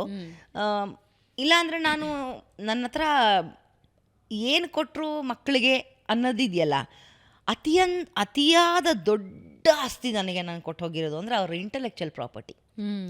ಅದಕ್ಕಿಂತ ಜಾಸ್ತಿ ಅದಕ್ಕೆ ಸೈಟು ಒಡವೆ ಬಂಗಾರ ಯಾವುದು ಮ್ಯಾಚ್ ಆಗಲ್ಲ. ನನಗೆ ಇಂಟೆಲೆಕ್ಚುಯಲ್ ಪ್ರಾಪರ್ಟಿ ಕೊಟ್ಟು ಹೋಗಿರೋದವರು. ಸೊ ಒಂದು ಭಾವನಾ ಪ್ರಕಾಶನ ನನ್ನನ್ನು ಯಾವ ಮಟ್ಟಕ್ಕಾದ್ರೂ ತೊಗೊಂಡು ಹೋಗ್ಬೋದು. ಸೊ ಹಂಗೆ ಆ ಥರ ಒಂದು ಇದಿದೆ ನನಗೆ, ಒಲವು ನನಗೆ ಅಪ್ಪ ನನಗೆ ಕೊಟ್ಟಿದ್ದಾರೆ ಅಂತ ಅಂದರೆ ನಾನು ಅದನ್ನು ಉಳಿಸ್ಕೊಂಡು ಹೋಗಿದ್ರೆ ಸಾಕಾಗಿತ್ತು. ಅದೊಂದನ್ನೇ ಮಾಡಿಕೊಂಡು ಆರಾಮಾಗಿರ್ಬೋದಾಗಿತ್ತು. ನನ್ನ ಮಗಳಾಯಿತು, ನಾನಾಯಿತು, ನನ್ನ ಗಂಡ ಆಯಿತು ಅಂತ. ಬಟ್ ಹಾಯ್ ಬೆಂಗಳೂರು ಬೇಕು ನಮಗೆ, ಬೇಕು ನನಗೆ ಅಂತ ಹೇಳಿ ನನ್ನ ತಲೆಯಲ್ಲೂ ಹುಳ ಬಿಟ್ಟು ಎಲ್ಲ ಜನ, ಅಭಿಮಾನಿಗಳು, ಓದುಗ ದೊರೆಗಳು ಎಲ್ಲರೂ ನನ್ನನ್ನು ಕೇಳಿದಾಗ ವೈ ನಾಟ್. ಆ್ಯಂಡ್ ಇಲ್ಲೇ ನಾನು ಬದುಕಿದ್ದೀನಿ ಅಪ್ಪನ ಜೊತೆನೇ. ನಾನು ಸತತವಾಗಿ 8 ವರ್ಷ ಅವ್ರ ಜೊತೆಯಲ್ಲಿದ್ದೀನಿ. ನನಗೆ ಗೊತ್ತು ಹೌ ಇಟ್ ವರ್ಕ್ಸ್ ಅಂತ. ಸೊ ವೈ ನಾಟ್ ಅಂತ ಹೇಳಿ ಅದನ್ನ ಆರಂಭ ಮಾಡಿದೆ. ಈಗ ಓಮನ್ಸ ಹಿಂದೆ ಬಿದ್ದಿದ್ದಾರೆ, ನಾನು ಓಮನ್ಸ ಹಿಂದೆ ಬಿದ್ದಿದ್ದೀನಿ. ಹೌದಾ? ಸೊ ಬೇಗ ಬರುತ್ತಾ? ಅತಿ ಶೀಘ್ರ. ಇನ್ನೊಂದು 20-25 ದಿವಸ, ಒಂದು ಮ್ಯಾಕ್ಸಿಮಮ್ 1 ತಿಂಗಳು ಅನ್ಕೊಳ್ಳೋಣ. ಸೊ ಮತ್ತೆ ಓಮನ್ಸೆ ಎಲ್ಲರ ಮನಸ್ಸುಗಳ ಪಿಸುಮಾತು. ಸೊ ಎಲ್ಲರೂ ಪಿಸುಮಾತುಗಳು ಕೇಳಿಸ್ಕೊಳ್ಳೋದಕ್ಕೆ ರೆಡಿ ಆಗಲಿ ಅಂತ ಬಹಳಷ್ಟು ಜನ ರೆಡಿ ಇರ್ತೀವಿ. ಹೌದು. ಅಂದ್ರೆ ಕಾಲೇಜು ದಿನದ ಸಂಗಾತಿ ಆಗಿತ್ತದು, ಸ್ಕೂಲ್ ದಿನಗಳ ಸಂಗಾತಿ. ಅಂದ್ರೆ ಎಲ್ಲಾ ಏಜಿನ ಜನರಿಗೂ ಕೂಡ ಕನೆಕ್ಟ್ ಆಗುವಂಥ ವಿಷಯ. ವಿವಾದಗಳು ಮತ್ತು ಚರ್ಚೆಗಳು ರವಿ ಬೆಳಗೆರೆ ಅವ್ರಿಗೆ ಹೊಸದಲ್ಲ. ಅದನ್ನು ಹೆಂಗೆ ತಗೋತಿದ್ರು ಅವರು? ತುಂಬ ವಿವಾದಗಳೇನೋ ಆಯಿತು, ಅಥವಾ ಕೇಸ್ಗಳಾದವು, ಕೋರ್ಟ್ ಕೇಸ್ಗಳಾದವು, ಇದನ್ನು ಹೆಂಗೆ ತಗೋತಿದ್ರು? ನಾನು ರೇಗಿಸ್ತಾ ಇರ್ತಿದ್ದೆ ಅವ್ರಿಗೆ, ಅಪ್ಪ ನೀವು ಎಷ್ಟು ಸಂಚಿಕೆ ಮಾಡಿದ್ರೋ ಏನೋ ಅಷ್ಟು ಕೇಸ್ ನಿಮ್ಮ ಮೇಲೆ ಬಿದ್ದಿದೆ ಅಂತ. ಸೊ ಪ್ರತಿ ವಾರ ಒಂದೊಂದು ಕೇಸ್ ಇರ್ತಿತ್ತು ಅವ್ರಿಗೆ. ಸೊ ಎಷ್ಟು ಸಂಚಿಕೆ ಆಯಿತೋ ಅಷ್ಟು ಕೇಸ್ ಇತ್ತು ಅಪ್ಪನ ಮೇಲೆ. ಅವರು ಅದೇ ನಮ್ಮನ್ನ ಅಗಲ್ದಾಗ, ದೈಹಿಕವಾಗಿ ಅಗಲ್ದಾಗ 483 ಕೇಸಸ್ ಇತ್ತು. 483 ಕೇಸಸ್ ಇತ್ತು. ಆಲ್ಮೋಸ್ಟ್ 500. 500 ಕೇಸ್ ಅನ್ಬೋದು. ಎಲ್ಲ ಪೆಟ್ಟಿ, ಎಲ್ಲ ಏನು ಕ್ರೈಮು ಅಥವಾ ಏನು ಡಿಫಮೇಷನ್ ಕೇಸಸ್ಸು ಅಂಥದ್ದಲ್ಲ, ಭಯಂಕರ ಪೆಟ್ಟಿ ಕೇಸು. ಹೋಗಕ್ಕೆ ಸೋಂಬೇರಿತನ ಮಾಡೋರು. ಆಮೇಲೆ ಟೈಮ್ ಆಗ್ತಿರ್ಲಿಲ್ಲ. ಅಯ್ಯೋ ಇಲ್ಲಿಂದ ಬಳ್ಳಾರಿಗೆ ಹೋಗ್ಬೇಕಾ. ಅದರಲ್ಲೂ ಜಾಣ ಹೆಂಗಿದ್ರು ಅಂದರೆ, ಬಳ್ಳಾರಿಗೆ ಹೋದ್ನಾ, ಗೌರಿ ಅವಾಗ ತಾನೇ ಗೌರಿ ಲಂಕೇಶ್ ಅವರು ಶೂಟೌಟ್ ಆಯಿತು. ಸೊ ಅಲ್ಲಿ ಬಳ್ಳಾರಿ ಸೆಂಟ್ರಲ್ ಜೈಲಲ್ಲಿ ಅವನು ಕೈದಿದ್ದಾನೆ, ಅರೆಸ್ಟ್ ಆಗಿದ್ದಾನೆ, ಸಾವುಕಾರ ಅವನಿದ್ದಾನೆ. ನಾನಲ್ಲಿ ಹೋಗ್ತೀನಿ, ಆ ಕೇಸ್ನ ಹಾಕ್ಸಿ ಫಸ್ಟು. ಸೊ ಕೇಸು ಆಗಬೇಕು, ಸ್ಟೋರಿನೂ ಆಗಬೇಕು, ಇನ್ಫಾರ್ಮೇಷನ್ ತೊಗೊಂಬರೋಕ್ಕೆ ಇನ್ಫಾರ್ಮೇಷನ್ ಆಗಬೇಕು. ಸೊ ಹಂಗೆ ಮಾಡಕ್ಕೆ ಸ್ಟಾರ್ಟ್ ಮಾಡಿದ್ರು. ಒಂದು ಕ್ಷಣನೂ ಅವರೊಳಗಿನ ಪತ್ರಕರ್ತ ಹೊರಗೆ ಹೋಗ್ತಿರ್ಲಿಲ್ಲ, ಯಾವತ್ತೂ ಇಲ್ಲ. ಆಮೇಲೆ ಯಾವತ್ತೂ ಅವರು ಟೇಬಲ್ ಮೇಲೆ ಕೂತು ಫೋನಲ್ಲಿ ಇನ್ಫಾರ್ಮೇಷನ್ಸ್ ತೊಗೊಂಡು ಬರ್ದಿದ್ದು ನಾನು ನೋಡೇ ಇಲ್ಲ, ಇತಿಹಾಸದಲ್ಲಿ ನೋಡಿಲ್ಲ. ನನಗೆ ಆಶ್ಚರ್ಯ ಅನಿಸೋದು ಅದೇ. ಅಂದರೆ ನಾವು ಒಂದು 2 ದಿನ ತುಂಬ ಕೆಲಸ ಮಾಡಿಬಿಟ್ರೆ ಬಾ ಐ ಆಮ್ ಸೋ ಟಯರ್ಡ್ ಅಂತ ಹೇಳ್ತೀವಿ. ರವಿ ಬೆಳಗೆರೆ ಅವರಿಗೆ ಈ ಟಯರ್ಡ್ ಅನ್ನೋದಕ್ಕೆ ಅರ್ಥನೇ ಗೊತ್ತಿಲ್ಲ ಅಂತ ಅನ್ಸುತ್ತೆ. ಯಾವುದೋ ಒಂದು ಕೇಸ್ ನಡೀತಾ ಇತ್ತು, ಇಲ್ಲ ಕಾಶ್ಮೀರಲ್ಲಿ ಒಂದೇನೋ ಯುದ್ಧ ನಡೀತಾ ಇತ್ತು, ಪುಲ್ವಾಮಾ ಆಯಿತು ಅಂತ ಹೇಳಿ ಸೀದಾ ಹೋಗಿರ್ತಾರೆ ಅಲ್ಲಿ. ಮತ್ತಿನ್ನೊಂದು ಸ್ವಲ್ಪ ದಿನದಲ್ಲಿ ಪುಸ್ತಕ ಆಚೆ ಬಂದಿರತ್ತೆ. ಹಿಂಗಿರೋದಕ್ಕೆ ಹೆಂಗೆ ಸಾಧ್ಯ ಅಂತ, ಸುಸ್ತು ಅನ್ನೋದು ಗೊತ್ತಿಲ್ವಾ ಅಂತ? ಸುಸ್ತಾಗೋದು ಕೆಲಸ ಮಾಡದೇ ಇದ್ರೆ. ನಾನು ಕೆಲಸ ಮಾಡಿಲ್ವಲ್ಲ ನಾನು ಸುಸ್ತು ಮಾಡ್ಕೊಳ್ಳೋರು. ಕೆಲಸ ಮಾಡಬೇಕು. ಈ ವಾಸ್ ಅ ವರ್ಕೋಹಾಲಿಕ್. ಸಖತ್ ಕೆಲಸ ಮಾಡೋರು. ಮತ್ತು ಅದೇ ಅವ್ರು ಯಾವಾಗಲೂ ತುಂಬ ಕಡೆ ಹೇಳ್ಕೊಂಡಿದ್ದಾರೆ, ಒಬ್ಬ ಮನುಷ್ಯ ಸಕ್ಸಸ್ಫುಲ್ ಆಗಬೇಕು, ಹಿಂಗಾಗಬೇಕು ಅಂತಂದರೆ 17 ತಾಸು ಕೆಲಸ ಮಾಡಬೇಕು. 17 ತಾಸು ಮಾಡೋರು ಕೂಡ ಅವರು. ಅದು ಎಲ್ಲರಿಗೂ ಒಲಿಯಲ್ಲ, ತುಂಬ ಕಷ್ಟ ಆಗುತ್ತೆ. ಈಗ ನಮಗೇನೆ ಒಂದು 4 hours ನಿದ್ದೆ ಆದರೆ ಸಾಕಪ್ಪ ಅಂತ ಅನಿಸೋ ಟೈಮಲ್ಲಿ ಅವ್ರಿಗೆ 1 hour ನಿದ್ದೆ ಆದರೆ ಸಾಕು ಅಂತ, ನಂಗೆ 1 hour ನಿದ್ದೆ ಆದರೆ ಸಾಕು ಅಂತ. ಸೊ 1 hour ನಿದ್ದೆ was enough for his body ಅಂತ. ಬಹುಶಃ ಕೆಲಸ ಮಾಡ್ತಾ ಅವ್ರು ಯಾವಾಗೂ ಅದನ್ನೇ ಹೇಳ್ತಾ ಇದ್ರು ಅವರು, ಬರ್ದು ಸತ್ತೋಗ್ತೀನಿ ಬೇಕಾದ್ರೆ, ಸುಮ್ಮನಿದ್ದು ಸಾಯಲ್ಲ ನಾನು ಅಂತ. ಸೊ ಕೆಲಸ ಮಾಡಿನೇ ಮನುಷ್ಯ ಯಾವತ್ತಿದ್ರೂ ಸಾಯಬೇಕು, ಕೂತಲ್ಲಿ ಸಾಯಬಾರ್ದು, ಸುಮ್ಮನೆ ಸಾಯಬಾರ್ದು, ಹುಟ್ಟಿರೋದು ಒಂದು ಉದ್ದೇಶಕ್ಕೆ ಅಂತ. ಆಮೇಲೆ ಅವ್ರಿಗೆಲ್ಲ ಒಂದು ಕೊರಗಿತ್ತು, ಅದು ಕೊನೆಯಲ್ಲಿ ಹೇಳ್ಕೊಂಡಿದ್ರು ಅವರು. ಕೊನೆಯಲ್ಲಿ ಒಂದು ಚಾನಲ್ ಯಾವುದೋ ಒಂದು ಮಾಧ್ಯಮದಲ್ಲಿ ಹೇಳಿದರು ಅವರು, ಅವ್ರ ತಂದೆ ಯಾರು ಅನ್ನೋದೇ ಅವರಿಗೆ ಗೊತ್ತಿರಲಿಲ್ಲ. ಅಂದರೆ ಖಚಿತವಾಗಿ ಬಯೋಲಾಜಿಕಲ್ ಫಾದರ್ನ ಅವರು ಒಂದು ಫೋಟೋ ತೋರಿಸಿ ನೋಡು ಇವರಂತೆ ನಮ್ಮ ಅಪ್ಪ ಅಂತ ನನಗೆ ನಮ್ಮ ಮನೇಲಿ ಎಲ್ರಿಗೂ, ನಮ್ಮ ಅಕ್ಕಂಗೆ, ನನ್ನ ತಮ್ಮಂಗೆ, ನಮ್ಮ ಅಮ್ಮಂಗೆ ಎಲ್ಲ, ನೋಡು ಇವರು ನಮ್ಮ ಅಪ್ಪ ಅಂತ ಫೋಟೋಲ್ಲಿ ತೋರಿಸಿದ್ರು, ಇವ್ರು ನಿಮ್ಮ ಅಜ್ಜ ಅಂತ. ಅವರೇ ಅವಾಗ ನಮ್ಮ ಅಪ್ಪಂಗೆ 50 ವರ್ಷ. 50 ವರ್ಷದವರೆಗೂ ಅವ್ರ ಅಪ್ಪ ಹೇಗಿದ್ದಾರೆ ಅನ್ನೋದೇ ಅವ್ರು ನೋಡಿರಲಿಲ್ಲ. ಬಯಾಲಜಿಕಲ್ ಫಾದರ್ ಅಲ್ಲ, ಹೆಸರಿಗೋಸ್ಕರ ಅಷ್ಟೇ ಅಪ್ಪ ಅಂತ. ಸೊ ಹುಟ್ಟಿಸಿದ ಬೇರೆಯವ್ರು ಯಾರೋ, ಬಟ್ ಮದುವೆ ಆಗಿದ್ದು ಅಜ್ಜಿ ಇನ್ಯಾರನೋ. ಎಲ್ಲೂ ಅವರು ಅದನ್ನು ಹೇಳ್ಕೊಳ್ಳೋಕ್ಕೆ ಹಿಂಜರಿ. ಯಾಕೆ ನನ್ನ ತಾಯಿ ಕಳಂಕ ಬಂದ್ಬಿಡುತ್ತೆ, ಜನ ಏನಾದರೂ ಬೇರೆ ಮಿಸ್ಟೇಕ್ ಮಾಡ್ಕೊಳ್ತಾರಾ, ಏನು ಮಾಡ್ತಾರಾ ಅನ್ನೋದೊಂದಿತ್ತು. ಸೊ ಹಾಗಾಗಿ ಅವರು ಅದೊಂದು ಕೆಲವು ಘಟನೆಗಳು ಅವ್ರನ್ನ ಗಿಲ್ಟಿ ಕೂಡ ಮಾಡಿಸ್ತು, ಅಷ್ಟೇ ಏನು ಕೊರ್ಗುನ ಒಂದು ಬಿಟ್ಟು ಹೋಯ್ತು ಅಂತ ಅನ್ನಿಸುತ್ತೆ. ಲಾಸ್ಟಲ್ಲಿ ಅವ್ರು ಯಾವಾಗ ಹೇಳ್ಕೊಂಡ್ಬಿಟ್ರೋ ನಿರಾಳ ಭಾವ ಬಂತು ಅವ್ರ ಮುಖದಲ್ಲಿ. ಅದು ಕೊರಿತಾ ಇತ್ತು. ನಮ್ಗಳು ಗೊತ್ತಿತ್ತು ಯಾರವರ ತಂದೆ ಅಂತ, ಜನಕ್ಕೆ ಗೊತ್ತಿಲ್ವಲ್ಲ.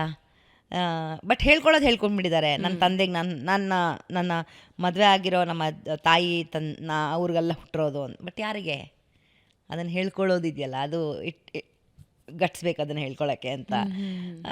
ಕೊನೆಗೆ ಅದಕ್ಕೆ ಅವರು ಬೆಳಗೆರೆ ಆಗಿದ್ದು. ಅಂದರೆ ನಮ್ಮ ತಾಯಿಯ, ಅಂದರೆ ನಮ್ಮ ತಂದೆಯ ತಾಯಿ, ನನ್ನ ಅಜ್ಜಿ ಪಾರ್ವತಮ್ಮ, ಅವರು ಬೆಳಗೆರೆ ಅವರು. ಸೊ ಎಲ್ಲರೂ ಅಪ್ಪನೇ ಇಟ್ಕೋತೀವಿ. ಇವಾಗ ನಾನು ಬೆಳಗೆರೆ ಅಂತ ಇಟ್ಕೊಂಡಿರೋದು ರವಿ ಬೆಳಗೆರೆ ಅಂತ, ಅದಕ್ಕೋಸ್ಕರ ಬೆಳಗೆರೆ. ಮದುವೆ ಆದಮೇಲೆ ಗಂಡನದೇನು ಸರ್ ನೇಮ್ ಇರುತ್ತೆ, ನಾವು ಅದನ್ನ ಇಟ್ಕೊಳ್ತೀವಿ. ಬಟ್ ಅಪ್ಪ ನನಗೆ ನಮ್ಮ ಅಕ್ಕಂಗೆ ಇಬ್ರಿಗೂ ಪ್ರಾಮಿಸ್ ತೊಗೊಂಡಿದ್ರು, ಯಾವುದೇ ಕಾರಣಕ್ಕೂ ಬೆಳಗೆರೆನ ತೆಗಿಬಾರ್ದು ನಿಮ್ಮ ಹೆಸರಿಂದ ಅಂತ. ಮದುವೆ ಆದಮೇಲೆ ಆದರೂ ಪರವಾಗಿಲ್ಲ, ನಿಮ್ಮ ಹೆಸರಿಂದ ಬೆಳಗೆರೆ ಹೋಗ್ಕೂಡ್ದು ಅಂತ. ಸೊ ಹಾಗಾಗಿ ಬೆಳಗೆರೆ ಉಳ್ಕೊಳ್ತು. ಸಹಜವಾಗಿ ರವಿ ಬೆಳಗೆರೆ ಅಂತಂದರೆ ಭಾವನಾ ಬೆಳಗೆರೆ ಅಂತಾನೆ ಜಾಯಿನ್ ಆಗ್ತಾ ಹೋಯ್ತು. ಬಟ್ ಅಪ್ಪ ಅಮ್ಮನ ಹೆಸರು ಇಟ್ಕೋತಾರೆ, ಅವ್ರ ಅಮ್ಮನ ಸರ್ ನೀವು. ಎಲ್ಲರೂ ಅಪ್ಪಂದು ಇಟ್ಕೊಂಡ್ರೆ ಅವರು ಅವರ ತಾಯಿದು ಇಟ್ಕೋತಾರೆ. ಅದೊಂದು ಕೊರಗು ಬಹಳ ವರ್ಷಗಳ ಅವ್ರನ್ನ ಕಾಡ್ತು. ಸುಮಾರು ವರ್ಷ ಕಾಡ್ತು. ಮತ್ತು ಅದರಿಂದ ಹೇಳ್ಕೊಂಡ್ಮೇಲೆ ನಿರಾಳ ಭಾವನೂ ಬಂತು. ಹೌದಾ? ಬಂತು. ಹೌದು, ನನ್ನ ತಂದೆ Beechi, yes he is my father ಅಂತ ಹೇಳಿ ನಂಗೆ ಯಾವಾಗೂ ಹೇಳೋರು, ನನ್ನ ಸೈಡ್ ಆ್ಯಂಗಲಿಂದ ನೋಡು ಬೀಚಿ ಥರ ಕಾಣಿಸಲ್ವಾ, ನಾನು ಹಂಗೆ ನೋಡು ನನ್ನ ಬೀಚಿ ಥರ ಕಾಣಿಸಲ್ವಾ. ಚರ್ಚೆ ಮಾಡ್ತಿದ್ರು ಅಂದರೆ ಮಾಡ್ತಿದ್ರು. ಈ was very open with me, with family. ನಮ್ಮ ಎಲ್ಲ ಫ್ಯಾಮಿಲಿ ಮತ್ತು ಸ್ಟಾಫು ಅವ್ರಗಳ ಹತ್ರ ಎಲ್ಲ ತುಂಬ ಓಪನ್ ಆಗಿ ಮಾತಾಡೋದು. ಏನು ಮಾತಾಡೋರು ತಂದೆ ಬಗ್ಗೆ? ಅಂದರೆ ಅದೇ ಅವರಿಗೆ ಬೀಚಿ ಅಜ್ಜಂಗೆ ಅವರು ಬನೀನ್ ಕೊಡ್ತಾ ಇದ್ದಿದ್ದು, ಅವರು ತೊಡಗಿಸ್ತಾ ಅಮ್ಮ ಹೇಳಿದ್ದು. ಅಂದರೆ ಅವರ ಅಜ್ಜಿ, ಅವ್ರ ಅಮ್ಮ, ನಮ್ಮ ಅಜ್ಜಿ ಪಾರ್ವತಮ್ಮ ಅಜ್ಜಿ, ಅವರು ಒಂದಿಷ್ಟು ಉದ್ದ ಇದರಲ್ಲಿ ಬಳ್ಳಾರಿನಲ್ಲಿ ಜಾಗನ ತೋರಿಸ್ಕೊಂಡು, ಇಲ್ಲಿಂದ ನೋಡಪ್ಪ ಆ ತುದಿವರೆಗೂ ನಿನಗೆ ಸೇರಬೇಕು, ಇದ್ರ ಮೇಲೆ ಒಂದೇ ಒಂದು ದಿವಸ ಕಣ್ಣಾಕ್ಬೇಡ, ಇದು ನಿನಗೆ ಸೇರಲ್ಲ, ಸೇರ್ಕೂಡ್ದು, ನೀನೇ ಏನಿದ್ರು ಮಾಡು, ನಾನು ನಿನ್ನೆ ಮಾಡೋಣ ಬಾ ಅಂತ. ಸೊ ತಾಯಿ ಮಗ ಇಬ್ಬರೇ, ಅಪ್ಪನ ಪ್ರಪಂಚ ತಾಯಿ ಅಮ್ಮ ಬರೋವರೆಗೂ. ಅದಾದಮೇಲೆ 3 ಜನ. ಸೊ ಅಪ್ಪ ಒಡನಾಟ ಹೇಗಿತ್ತು ಅಂದರೆ, ಅದಕ್ಕೆ ಅವ್ರಿಗೆ ಒಂಥರ ಹೆಣ್ಗರಳು ಅಂತ. ಅಮ್ಮ, ನಮ್ಮಮ್ಮ, ಅವರಮ್ಮ, ನಾನು, ನಮ್ಮಕ್ಕ, ಎಲ್ಲ ಒಂಥರ ಹೆಣ್ಣು ಮಕ್ಕಳು ಸಾಮ್ರಾಜ್ಯ ನಾವೆಲ್ಲ. ಸೊ ಅವ್ರಿಗೆ ಅದೇ ಇಷ್ಟ ಆಗೋದು. ಮತ್ತು ಎಮೋಷ್ನಲಿ ಹೆಣ್ಮಕ್ಳು ಜಾಸ್ತಿ ಕನೆಕ್ಟ್ ಆಗಿಬಿಡ್ತೀವಿ, ತಂದೆಗಾಗ್ಬೋದು ತಾಯಿಗಾಗ್ಬೋದು. ಅದರಲ್ಲಿ ನಾನಂತೂ ಒಂದು ಸ್ವಲ್ಪ ಕರಡಿ ಮುದ್ದು ಅಂತ. ನನಗೆ ನಮ್ಮ ಅಕ್ಕನೇ ಜಾಸ್ತಿ ಅಪ್ಪ ತಬ್ಗೋತಾ ಇದ್ದಾರೆ, ನನ್ನ ತಮ್ಮನ ಜಾಸ್ತಿ ಮೆಚ್ತಾ ಇದ್ದಾರೆ, ಅವನನ್ನು ಅಪ್ಕೋತಾ ಇದ್ದಾರೆ ಅಂತಂದರೆ ನಾನು ಅಲ್ಲಿಂದನೇ ಕಣ್ಬಿಟ್ಕೊಂಡು ನಾನು ಅಂತ ಮಧ್ಯದಲ್ಲಿ ತೂರ್ತಾ ಇದ್ದೆ. ಸೊ ಚಿಕ್ಕವಳಿಂದ ನನಗೆ ಅದೊಂದು ಅಭ್ಯಾಸ ಇತ್ತು. ಸೊ ನನ್ನನ್ನೆಲ್ಲಿ ಬಿಡ್ತಿದ್ದೀರ ನಾನು ಅಂತ. ಅದಕ್ಕೆ ಹೊಟ್ಟೆ ಕಿಚ್ಚಿನ ಮೊಟ್ಟೆ ಕೋಳಿ ಕಣೆ ನೀನು ಅಂತ ಹೇಳಿ ಯಾವಾಗೋ ಅನ್ನೋರು. ಸೊ ಅದು ಹಾಗೆ. ಸೊ ಹಾಗಾಗಿ ಅವರಿಗೆ ತಾವು ಅವ್ರು ಏನು ಅನುಭವಿಸಿದ್ರೋ ಅವರ ಬಾಲ್ಯದಲ್ಲಾಗಿರ್ಬೋದು, ಅವರ ಇಡೀ ಜೀವನ ಪೂರ್ತಿ ಆಗಿರಬಹುದು, ಅದನ್ನು ಈಗ ನನ್ನ ಮಗಳಿಗಿಂತ 1 ವರ್ಷ ದೊಡ್ಡವನು, ಅವನು ಅನುಭವಿಸ್ಬಾರ್ದು ಅಂತ ಹೆಸರು ಕೊಟ್ಟರು. ಹೆಸರು ಕೊಡಲಿಲ್ಲ. ತಗೊಂಡ್ರಿ ಸಾಮಾನ್ಯವಾಗಿ ಅದು ಕೇವಲ 2 ಕುಟುಂಬದ ವಿಷಯ ಆಗಿರೋದಿಲ್ಲ. ಯಾಕೆಂದರೆ ಜನಪ್ರಿಯ ಪತ್ರಕರ್ತರು, ಅವರ ಒಂದು ಲೇಖನಕ್ಕೋಸ್ಕರ ಜನ ಕಾಯ್ತಿದ್ದಾರೆ. ಹಾಗೆ ಅಷ್ಟು ಕುತೂಹಲ ಇರುತ್ತೆ ಅವರ ಜೀವನದಲ್ಲಿ ಏನಾಗ್ತಾ ಇದೆ ಅಂತ. ಈ ವಿಷಯವನ್ನು ಹೆಂಗೆ ತಗೊಂಡ್ರಿ ಫ್ಯಾಮಿಲಿ ನೀವು? ಅಂದರೆ ಎಲ್ಲೋ ಎರಡನೇ ವಿವಾಹ, ಹೌದು, ನಂತರ ಮಗುವಿಗೆ ಹೆಸರು. ಅದೇ ನಾ ಹೇಳೋದು, ಎಲ್ಲೂ ಅಪ್ಪ ಸಿಕ್ಕಿಬಿದ್ದು ಹಿಂಗಂತೆ ಹೌದಾ ಅಂತ ನಾವು ಕೇಳೋ ಪ್ರಸಂಗನೇ ಕೊಡಲಿಲ್ಲ ಅವರು. ಸೊ ಡೈರೆಕ್ಟಾಗಿ ಬಂದು ನಮ್ಮನ್ನೆಲ್ಲ ಕೂರಿಸ್ಕೊಂಡು, ನನ್ನ ತಮ್ಮ ಆವಾಗ ಚಿಕ್ಕವನಿದ್ದ, ಬಹುಶಃ ಅದರಿಂದ ಅವನನ್ನು ಅರ್ಥ ಮಾಡ್ಕೋತಾನೋ ಇಲ್ವೋ ಅನ್ನೋ ಒಂದೇ ಕಾರಣಕ್ಕೆ ಅವನನ್ನು ಕೆಳಗಡೆ, ಅಂದರೆ ನಮ್ಮ ಮೇಲ್ಗಡೆ ರೂಮು ಕೆಳಗಡೆ ಕಳಿಸಿದ್ರು, ನಾ ಮಾತಾಡಬೇಕು ಹೋಗು ಅಂತ. ಸೊ ಹಾಗಾಗಿ ನಮ್ಮಗಳಿಗೆ ಮಾತ್ರ ಹೇಳಿದ್ರು, ಕನ್ಫೆಸ್ ಮಾಡಿಕೊಟ್ರು, ನಾನು ಮದುವೆ ಆಗಿದ್ದೀನಿ, ಇನ್ನೊಂದು ನನಗೆ ಕ್ಷಮಿಸಿ ಅಂತ. ನಾನು ನಮ್ಮಕ್ಕ ತಗೊಳ್ಳಿಲ್ಲ. ನಮ್ಮಕ್ಕ ಸ್ವಲ್ಪ, ನಾನು ಎಲ್ಲೋ ಭಾವನೆಗಳಿಗೆ ಒಂದು ಸ್ವಲ್ಪ ಆ ಕಡೆ ಈ ಕಡೆ ವಾಲಿದ್ರು, ನಮ್ಮಕ್ಕ ವೆರಿ ಪ್ರಾಕ್ಟಿಕಲ್. ಹೌದಾ? ಅವಳು ಡಿಸಿಷನ್ ಒಂದು ಸತಿ ತಗೊಳ್ಳು ನಿರ್ಧಾರ ಅಂದರೆ ಅದನ್ನು ಯಾವ ದೊಡ್ಡನೇ ನಾಯಕ ಬಂದ್ರೂ ಅದನ್ನು ಬದಲಾಯಿಸೋಕ್ಕೆ ಸಾಧ್ಯ. ಈಗಲೂ ಅಷ್ಟೇ, ಅವಳಿರೋದೇ ಹಾಗೆ. ಸೊ ಆ ಶೇಡಲ್ಲಿ ಒಂದು ಶೇಡ್ ಅಪ್ಪನ ಶೇಡೇ ಅದು.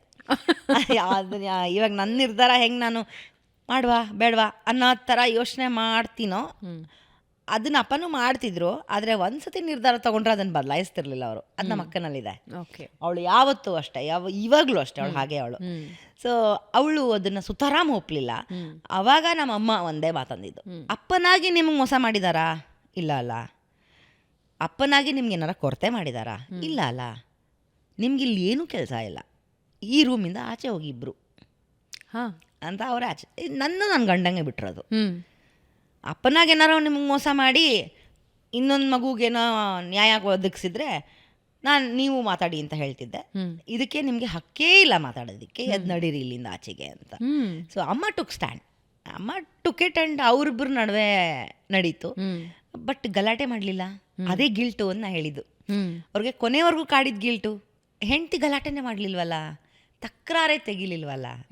ನಾವು ಅವಾಗ ಕೇಳ್ತಾ ಇರ್ತಿದ್ವಿ, ಇದೆಲ್ಲ ಅಕ್ಸೆಪ್ಟೆನ್ಸಿ, ಮೊದಲು ತಿರಸ್ಕಾರ, ಹೌ ಕ್ಯಾನ್ ಇಡು, ಅಪ್ಪ ಹೆಂಗೆ ಮಾಡಿಬಿಟ್ರು ಅಂತೆಲ್ಲ ಅನ್ನೋದೆಲ್ಲ ಒಂದು ಫೇಸು.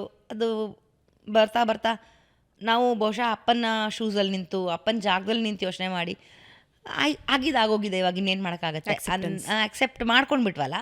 ಅವಾಗ ನಾನು ಕೇಳ್ತದೆ ಅಮ್ಮನ, ಅಮ್ಮ ಹೆಂಗಮ್ಮ ಒಪ್ಕೊಂತೀಯ? ನನ್ನ ಗಂಡ ಏನಾದರೂ ಹಿಂಗೆ ಮಾಡಿದರೆ ನಾನು ಒಪ್ತಾ ಇರಲಿಲ್ಲ, ನೀನು ಹೆಂಗೆ ಒಪ್ತೀಯ ಇದನ್ನು ಅಂತ, ಹೆಂಗೆ ಒಪ್ಕೊಂಡೆ ನೀನು ಅಂತ. ಅವ್ರು ನಮಗೆ ಸಿಂಪಲಾಗಿ ಉತ್ತರ ಕೊಡೋರು, ಪ್ರೀತಿ ಅಂದರೆ ಏನು, ನೀನು ಯಾಕೆ ಒಬ್ಬನ ಪ್ರೀತಿ ಮಾಡ್ತೀಯ? ಅವ್ನು ಖುಷಿಯಾಗಿರಬೇಕು, ಅವನು ಆರಾಮಾಗಿ ಸಂತೋಷವಾಗಿರಬೇಕು, ಎಲ್ಲಿದ್ದರೂ ಆರಾಮಾಗಿರಬೇಕು ಅಂತ. ಸೊ ಅವನ ಖುಷಿ ನನ್ನಲ್ಲೂ ಇದೆ, ಆ ಖುಷಿ ಇನ್ಯಾರಲ್ಲೂ ಇದೆ. ಒಟ್ಟಿನಲ್ಲಿ ನನ್ನ ಗಂಡ ಖುಷಿಯಾಗಿದ್ದಾನೆ, ನನಗೆ ಅಷ್ಟು ಸಾಕು. Is it that easy Bhavana? Definitely not. ನಮ್ಮಮ್ಮಂಗೆ ದೊಡ್ಡ ನಮಸ್ಕಾರ ಹೇಳಬೇಕು. Definitely not for me. ಕಷ್ಟ ಆಗತ್ತೆ. ಬಟ್ ಅದನ್ನು ಎದುರಿಸಿ, ಅದನ್ನು ಮುಚ್ಚಿಟ್ಟು ಬಚ್ಚಿಟ್ಟು ಆ ಹುಡುಗನಿಗೂ ಹೆಸರು ಕೊಡದೆ ಅವ್ರು ಅನುಭವಿಸಿದಾರಲ್ಲ, ಅದನ್ನು ಅನುಭವಿಸ್ದೆ ಮಾಡಿದ್ರಲ್ಲ, I think it's a great job he did. But ಅಪ್ಪನಿಗೆ ಒಂದು ಗಿಲ್ಟ್ ಇತ್ತು. ಹಾಂ, ಕೊನೆಗೆ ಒಂದು ಅವ್ರಿಗೆ ಆಫೀಸಿಂದ ಮನೆಗೆ ಹೋಗ್ತಿರ್ಲಿಲ್ಲ ಅವರು. ತುಂಬ ಅಪರೂಪ ಮನೆಗೆ ನನ್ನ ಜೊತೆನೇ, ನಾನಲ್ಲ ಅಪ್ಪನ ಜೊತೆನೇ ಇರ್ತಿದ್ನಲ್ಲ, ಹೇಳೋರು, ಬಾ ಅಮ್ಮನ ನೋಡ್ಬೇಕನ್ನಿಸ್ತಾ ಇದೆ ಅಂದಾಗ ಒಂದು ಇಡೀ ಮಲ್ಲಿಗೆ ಹೂವು, ಬಳೆ, ಗಾಜಿನ ಬಳೆ, ಅಮ್ಮಂಗೆ ತುಂಬ ಇಷ್ಟ ಗಾಜಿನ ಬಳೆ ಮತ್ತು ಮಲ್ಲಿಗೆ ಹೂವು. ಸೊ ಅದನ್ನು ತೊಗೊಳ್ದೆ ಅವ್ರು ಯಾವತ್ತೂ ಮನೆಗೆ ಹೋಗಿಲ್ಲ. ಸೊ ಅದನ್ನು ಒಂದು ಕಡೆ ಉತ್ರಳ್ಳಿನಲ್ಲಿ ಸಿಗುತ್ತೆ, ಅಲ್ಲಿ ನಿಲ್ಲಿಸಿ ತೊಗೊಂಡು, ನಮ್ಮಪ್ಪನ ಕಾರ್ ಬಂತು ಅಂದ ಕೂಡಲೇ ಅವ್ರು ರೆಡಿಯಾಗಿ ಇಟ್ಬಿಟ್ಟಿರೋರು. ಸೊ ಅದನ್ನು ತೊಗೊಂಡು ಒಂದು ಅಜ್ಜಿ ಹೂ ಮಾರ್ತಿತ್ತು, ಅಜ್ಜಿ ಕೂಡ ಅಷ್ಟೇ, ಅಪ್ಪ ಬಂದರು ಅಂದ ತಕ್ಷಣ ಬಂದ್ರೇನ್ರಿ ತಗೊಳ್ರಿ ಸಾಹೇಬ್ರೆ ಅಂತೇಳಿ ಕೊಟ್ಬಿಡ್ತಿದ್ಲು. ಸೊ ಅದನ್ನು ತೊಗೊಂಡು ಮನೆಗೆ ಹೋಗೋರು. ಸೊ ಮನೇಲಿ ಒಂದು 4 hours ಕಳೆದ್ರೆ ಹೆಚ್ಚು. ಅದಾದಮೇಲೆ ನಡಿ ಮಗಳೇ ಕೆಲಸ ಇದೆ, ಆಫೀಸ್ಗೆ ಹೋಗೋಣ ಅಂತ. ನಾನು ಇಲ್ಲಿ ಬ್ರಿಡ್ಜು, ಆ್ಯಕ್ಚುಲಿ ಅಮ್ಮಂಗೆ ಅಪ್ಪಂಗೆ ಬ್ರಿಡ್ಜು. ಅಪ್ಪ ಏನು ಮಾಡ್ತಿದ್ದಾರೆ ಅಂತ ಫೋನ್ ಮಾಡೋರು. ನಾನು ಹೇಳಿದೆ, ಓ ಅಪ್ಪ ಇವಾಗ ಬರಿತಾ ಇದ್ದಾರೆ, ಊಟ ಮಾಡ್ತಿದ್ದಾರೆ, ಊಟ ಆಯಿತು, ಮಲಗಿದ್ದಾರೆ, ಆ ಥರ ಎಲ್ಲ ಏನಿದ್ರೂ ಇನ್ಫಾರ್ಮೇಷನ್ ಕೊಡೋ ಅಂಥದ್ದು ನನ್ನ ಕೆಲಸ. ಅಮ್ಮ ನನಗೆ ಫೋನ್ ಮಾಡಿ ದೀಪಾವಳಿಗೆ, ಈ ಗೌರಿ ಹಬ್ಬಕ್ಕೆ, ಅದಕ್ಕೆಲ್ಲ ದುಡ್ಡು ಬೇಕಲ್ಲ.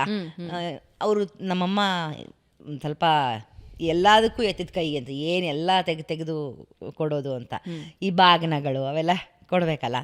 ಸೊ ಹಾಗೆ ಕೊಡೋ ಟೈಮಲ್ಲಿ ನನಗೆ ಫೋನ್ ಮಾಡಿ ಕೇಳೋದು, ಅಪ್ಪ ಗರಂ ಆಗಿದ್ದಾರಾ, ಆರಾಮಾಗಿದ್ದಾರಾ, ಮೂಡ್ ಹೇಗಿದೆ ಅಂತ.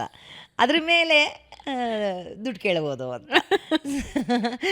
ಸೊ ಹಾಗಾಗಿ ನಾನು ಇವಾಗ ಕೇಳಮ್ಮ, ಆರಾಮಾಗಿದ್ದಾರೆ, ಖುಷಿಯಾಗಿದ್ದಾರೆ, ಹಾಡು ಕೇಳ್ತಾ ಇದ್ದಾರೆ, ಆರಾಮಾಗಿದ್ದಾರೆ ಅಂತ ನಾನು ಎಲ್ಲ ಎರಡಕ್ಕೂ ಅಮ್ಮ ಕೂಗಾಡ್ತಾ ಇದ್ದಾರೆ, ಇವಾಗ ಫೋನ್ ಮಾಡೋದು ಬೈಸ್ಕೋತೀಯ, ಮಾಡಲೇಬೇಡ ಅಂತ.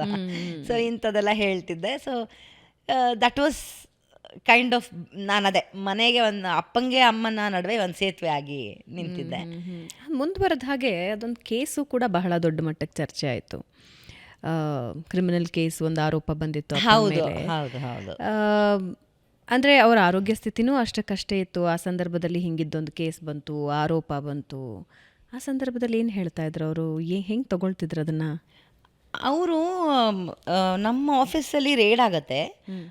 ಆಫೀಸಲ್ಲಿ ರೇಡ್ ಆದಾಗ ದೆ ಸ್ಟಾರ್ಟ್ ಸರ್ಚಿಂಗ್ ಫಾರ್ ಈ ಏನು ಅನ್ಲೈಸೆನ್ಸ್ಡ್ ರಿವಾಲ್ವರ್ನ ಇಟ್ಕೊಂಡಿದ್ದಾರಾ, ಅಥವಾ ಕ್ಯಾಶ್ ಏನಾದರೂ ಇದೆಯಾ, ಬರ್ಬರ್ತಿ ಕೋಟ್ಯಾಂತರ ರೂಪಾಯಿಗಳು ಆ ಥರ ಹಂಗಿದ್ಯಾ. ರವಿ ಬೆಳಗೆರೆ ಹತ್ರ ಕೋಟ್ಯಾಂತರ ರೂಪಾಯಿಗಳು ಇತ್ತು, ಬ್ಯಾಂಕಲ್ಲಿ ಇತ್ತು. ಯಾವುದು ಬ್ಲ್ಯಾಕ್ ಮನಿ ಇರಲಿಲ್ಲ ಅವ್ರ ಹತ್ರ. ಆಮೇಲೆ ಡಿಫಾಮೇಷನ್, ಐ ಮೀನ್ ಡಿಮಾನಿಟೇಷನ್ ಆಯ್ತಲ್ಲ, ಡಿಮಾನಿಟೇಷನ್ ಆದಾಗ ನಕ್ಕೊಂಡು ಕೂತಿದ್ರು ನಮ್ಮಪ್ಪ.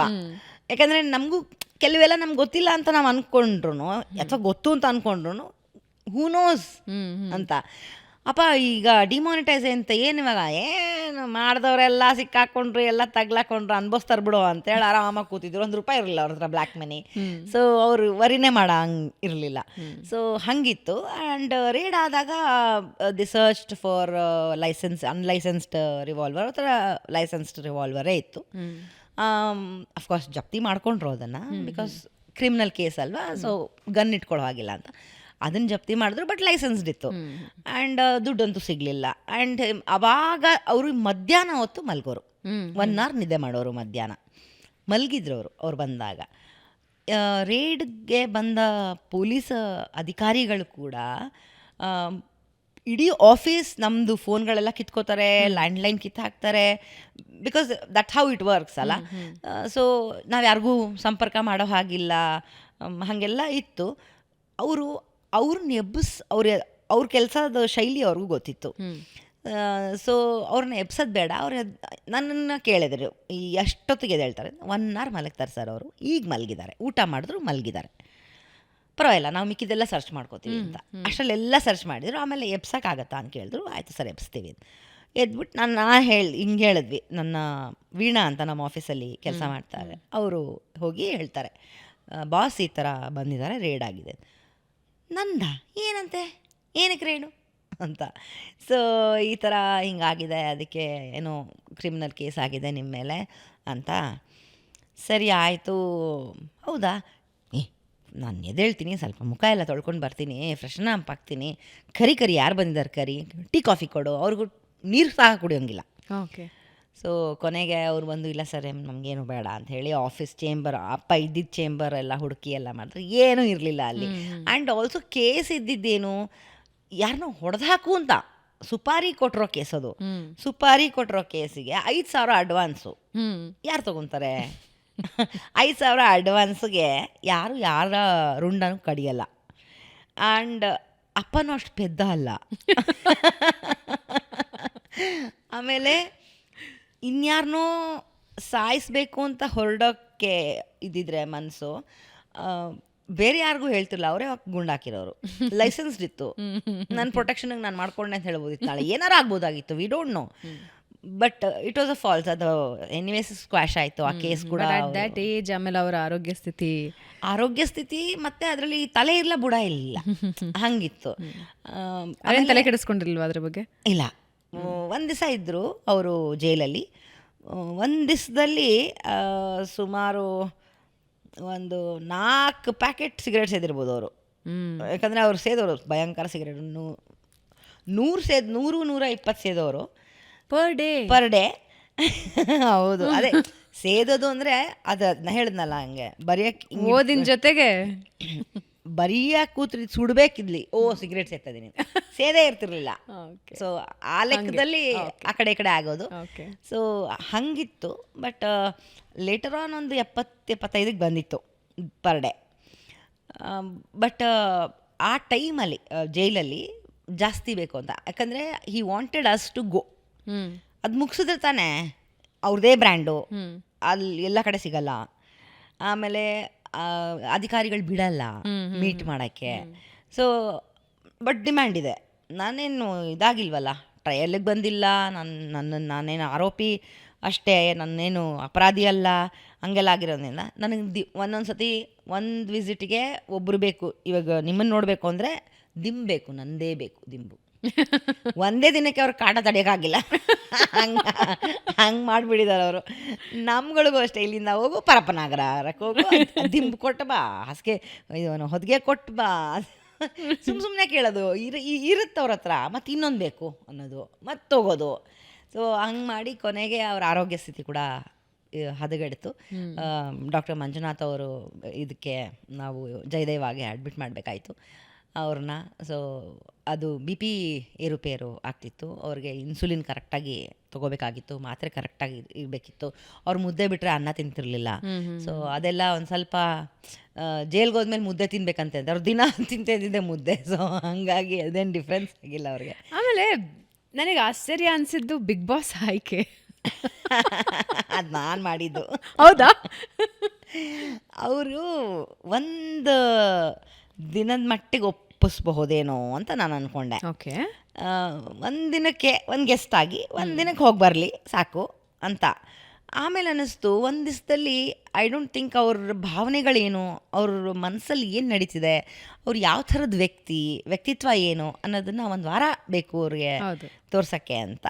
ಸೊ ಹಾಗಾಗಿ ನಾನು ಪರಮ್ ಅವ್ರ ಹತ್ರ ಮತ್ತು ಆವಾಗ JD ಇದ್ದರು, JD ಅವ್ರ ಹತ್ರ ಎಲ್ಲ ಮಾತಾಡಿ ಅವ್ರು ನನಗೆ ಆಫರ್ ಕೊಟ್ಟಾಗ ನೋಡ್ತೀನಿ, ಡೌಟ್ಫುಲ್ ಇದೆ, ಬಟ್ ಸ್ವಲ್ಪ ಫೋರ್ಸ್ ಮಾಡ್ತೀನಿ. ಬಿಕಾಸ್ ನನಗೂ ಅನುಭವ ಆಯ್ತಲ್ಲ ಹೋಗಿ, ಇಟ್ ವಿಲ್ ಬಿ ಫನ್ ಅಂತ ಅನ್ನಿಸ್ತು. ಬಿಕಾಸ್ ಎಲ್ಲ ಅಡ್ವೆಂಚರು ಮಾಡಿದ್ದಾರೆ, ಇದೊಂದು ಮಾಡಲಿ, ಇದು because it is an adventure.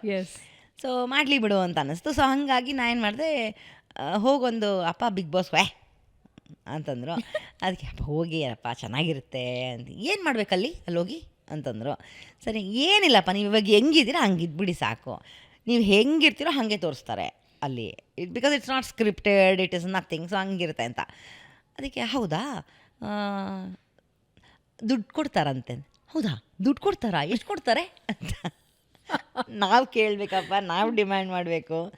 ಎಷ್ಟು ಮಾಡಿದ್ಯಾ? ಬಿಕಾಸ್ ಅವ್ರದ್ದು ಬಿಸ್ನೆಸ್ ಎಲ್ಲ ನಾನೇ ನೋಡ್ಕೊಳ್ತಾ ಇದ್ದೆ. ಎಷ್ಟೋ ಮಾಡಿದ್ದೀನಿ, ನೀವು ಸುಮ್ಮನೆ ನಡೀರಿ, ನೀವು ಒಂದು ವಾರಕ್ಕೆ ಹೋಗಿ ಬನ್ನಿ ನೀವು ಅಂತ. ಹೌದಾ ಸರಿ ಅಂತ ಪ್ಯಾಕ್ ಮಾಡೋಣ ಇವಾಗ ಅಂತ ಪ್ಯಾಕ್ ಮಾಡ್ತಾ ಇರಬೇಕಾದ್ರೆ ನಾನು ಅಪಿಯರ್ ಆಗ್ತೀನಲ್ಲ, ಅವಾಗ ಇದನ್ನು ಹಾಕೋತೀನಿ, ಇದನ್ನು ಆಮೇಲೆ ಹಾಕೋತೀನಿ. ಅಪ್ಪ ಎವ್ರಿ 24 hours ಅಪಿಯರ್ ಆಗ್ತಾ ಇರ್ತೀರಾ? ಆ ಕಾನ್ಸೆಪ್ಟೇ ಅರ್ಥ ಆಗಿಲ್ಲ ಅವ್ರಿಗೆ. ಬಿಗ್ ಬಾಸ್ನ ಕಾನ್ಸೆಪ್ಟೇ, ನಾನು ಹಿಂಗೆ ಮಲ್ಕೊಂಡ್ರು ತೋರಿಸ್ತಾರಾ? ಹ್ಞೂ ಅಪ್ಪ, ನೀವು ಹೆಂಗೆ ಮಲ್ಕೊಂಡು ತೋರಿಸ್ತಾರೆ ಅಂತ. ಆಮೇಲೆ ಒಂದೇ ರೂಮಲ್ಲಿ ಎಲ್ಲರೂ ಇರಬೇಕಾ? ಹ್ಞೂ ಅಪ್ಪ, ಒಂದೇ ರೂಮಲ್ಲಿ ಎಲ್ಲರೂ ಇರಬೇಕು. ಹೌದಾ, ಓಕೆ. ಸುದೀಪ್ ಬಂದಾಗ ಇದು ಹಾಕೋತೀನಿ. ಅಪ್ಪ, ನೀವು ನಿಮ್ಮನ್ನು ತೋರಿಸೋದು, ನೀವು ಟ್ರ್ಯಾಕ್ ಪ್ಯಾಂಟ್ T-shirt ಹಾಕ್ಕೊಂಡಿದ್ರು ತೋರಿಸ್ತಾರೆ, ನೀವು ಸೂಟು ಬೂಟ್ ಹಾಕ್ಕೊಂಡ್ರೂ ತೋರಿಸ್ತಾರೆ. ಸೊ ನಿಮ್ಗೆ ಅದು ಆ ಕಾನ್ಸೆಪ್ಟೇ ಅರ್ಥ ಆಗಿಲ್ಲ. ಅವ್ರು ಒಂದು ಬಿಗ್ ಬಾಸ್ ನೋಡಿಲ್ಲ. ಆಮೇಲೆ ವಾಪಸ್ ಬಂದ ಮೇಲೆ ಏನಂದ್ರು? ಅದ್ಭುತವಾಗಿತ್ತು, ಥ್ಯಾಂಕ್ ಯು ಸೋ ಮಚ್ ಮಗಳೇ, ನನ್ನನ್ನು ಕಳಿಸ್ಕೊಟ್ಟಿದ್ದಕ್ಕೆ ನೀನು. ಈ ಥರ ಅನುಭವ ನನಗೆ ಹಾಗೆ ಫೋನಿಲ್ಲ, ಪೇಪರ್ ಇಲ್ಲ. ಆಮೇಲೆ ಆ ಬಿಗ್ ಬಾಸಲ್ಲಿ ಹೆಂಗೆ ಮಾಡ್ತಾರೆ ಅಂದರೆ, ಏನೂ ಡೈವರ್ಟ್ ಆಗಬಾರ್ದು ಅಂತ ಶ್ಯಾಂಪೂ ಬಾಟಲ್ ಹಿಂದೆ ಬರ್ದಿರ್ತಾರೆ ಗೊತ್ತಾ, ಅದು ಕೂಡ ಪಟ್ಟಿ ಹಾಕಿರ್ತಾರೆ. We can't read that also. ನೀನು ಏನು ಓದಂಗೆ ಇಲ್ಲ, ಅನ್ಲೆಸ್ ಟಾಸ್ಕ್ ಬಂತು ನೀನೇನೋ ಬರೀಬೇಕು ಅಂದಾಗ ಮಾತ್ರ ನಮ್ಗೊಂದು ಪೆನ್ನು ಪೇಪರ್ ಸಿಗುತ್ತೆ. ಬಿಟ್ಟರೆ ಅಲ್ಲಿ ನೀನು ಸ್ಕ್ರಿಪ್ಟೆಡ್ ಅಲ್ವಾ? ಖಂಡಿತ ಸ್ಕ್ರಿಪ್ಟೆಡ್. ಯಾಕಂದರೆ ಭಾಳ ಜನ ಈ ಬಿಗ್ ಬಾಸ್ ಸೀಸನ್ ಶುರು ಆದ ತಕ್ಷಣ ಪ್ರಶ್ನೆ ಬರೋದು ಅದೇನೆ, ಸ್ಕ್ರಿಪ್ಟೆಡ್ ಸ್ಕ್ರಿಪ್ಟೆಡ್ ಅಂತಾರೆ. ನನ್ನ ಪ್ರಕಾರ ಒಂದು ಥರದ್ದು ಸ್ಕ್ರಿಪ್ಟೆಡ್ ಅಂತ ಹೇಳ್ಬೋದು. ಹೆಂಗೆ ಅಂದರೆ, ಸ್ಕ್ರಿಪ್ಟೆಡ್ ಅಲ್ಲ, ಅವ್ರು ಯಾವತ್ತೂ ಇದನ್ನೇ ಮಾತಾಡಿ ಹಾಗೆ ಹೇಳಿ ಅವೆಲ್ಲ ಹೇಳಲ್ಲ. ಈಗ ನಾವು ನೀವು ಏನು ಸ್ಕ್ರಿಪ್ಟ್ ಮಾಡ್ಕೊಂಡು ಕೂತಿದ್ದೀವ ಇಲ್ವಲ್ಲ, we are just talking. So ಹಾಗೆ ನಡೆಯುತ್ತೆ ಬಿಗ್ ಬಾಸು. ಬಟ್ 1 ಅವರಲ್ಲಿ ಯು ಹ್ಯಾವ್ ಟು ಶೋ ಒಂದು ಫುಲ್ ಡೇದು ಏನು ದಿನಚರಿ ಅಂತ ಹೇಳಿದಾಗ ಯಾವುದನ್ನು ಎಡಿಟ್ ಮಾಡಬೇಕು, ಯಾವುದನ್ನು ಇಟ್ಕೋಬೇಕು ಅನ್ನೋದ್ರ ಮೇಲೆ ಸ್ಕ್ರಿಪ್ಟೆಡ್ ಅಂತ ಹೇಳ್ಬೋದೇ ಹೊರತು, ಯಾಕಂದರೆ 24 ಗಂಟೆ ತೋರ್ಸೋಕ್ಕಂತೂ ಸಾಧ್ಯ ಇಲ್ಲ. ಇವಾಗ ಅದೇನೋ 24 hours ಲೈವು ಅದು ಇದು ಎಲ್ಲ ಬಂದಿದೆ. But who wants to watch ಅಲ್ವಾ? 24 ಗಂಟೆ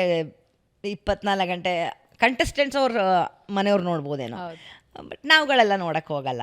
ನಾವೇನಿದ್ರು 1 hour ನೋಡ್ತೀವಿ.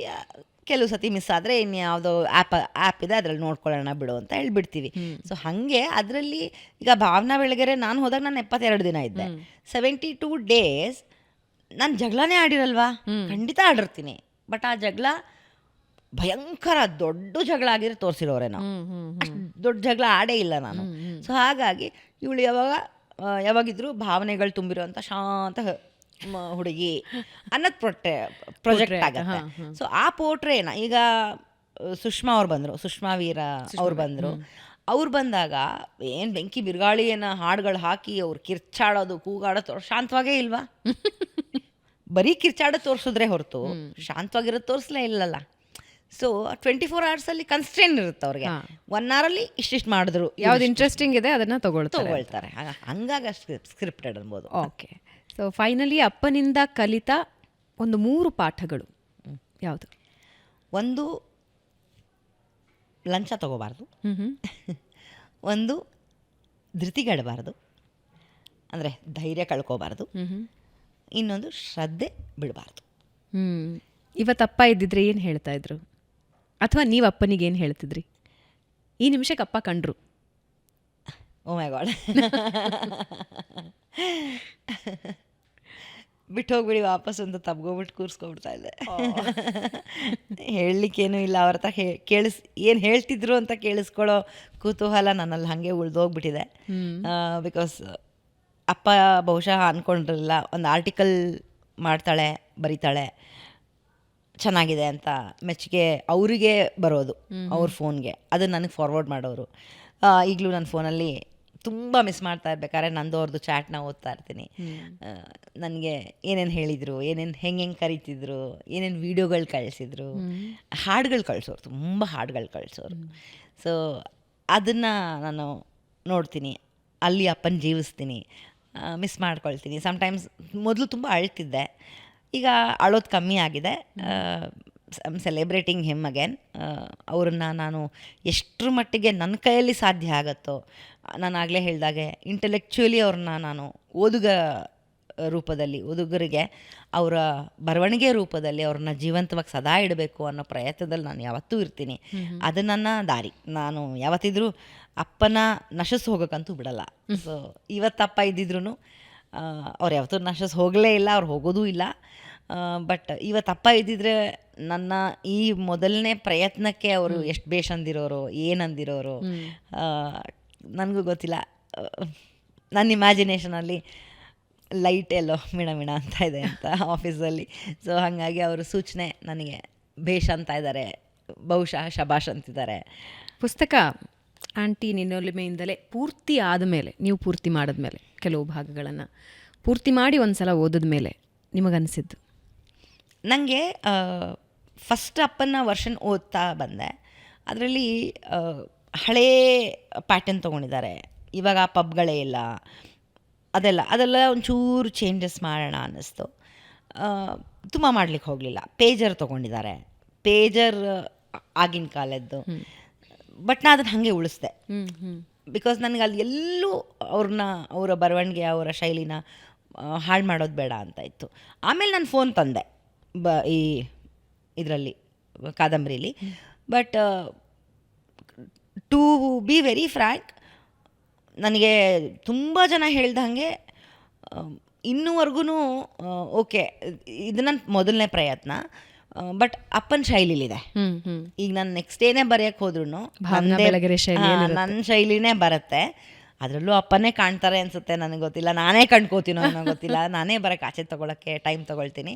ಬಟ್ ಈ ಪುಸ್ತಕ ಸ್ಯಾಟಿಸ್ಫ್ಯಾಕ್ಷನ್ ಅಂತೂ ಕೊಟ್ಟಿದೆ, ಧೈರ್ಯ ಕೊಟ್ಟಿದೆ ನನಗೆ. ಅಂದರೆ yes, I can do this. ಬರೀ ಆರ್ಟಿಕಲ್ ಮಾತ್ರ ಅಲ್ಲದೆ ಕ್ರೈಮ್ ಡೈರಿ ಟೈಮಲ್ಲಿ ಒಂದು ಕ್ರೈಮ್ನ ಮಾಡ್ಕೊಂಡು ಬಂದಾಗ ಕ್ರೈಮ್ ರಿಪೋರ್ಟಿಂಗ್ ಬರಿತಾ ನಾನು ಅದನ್ನೇ ಹೇಳಿದ್ನಲ್ಲ ಆಗಲೇ, ಸಾಧ್ಯ ಆಗುತ್ತಾ ನಿಮಗೂ ಆ ಥರ ಸ್ವಿಚ್ ಆಫ್ ಆಗೋಕ್ಕೆ ಅಂತ.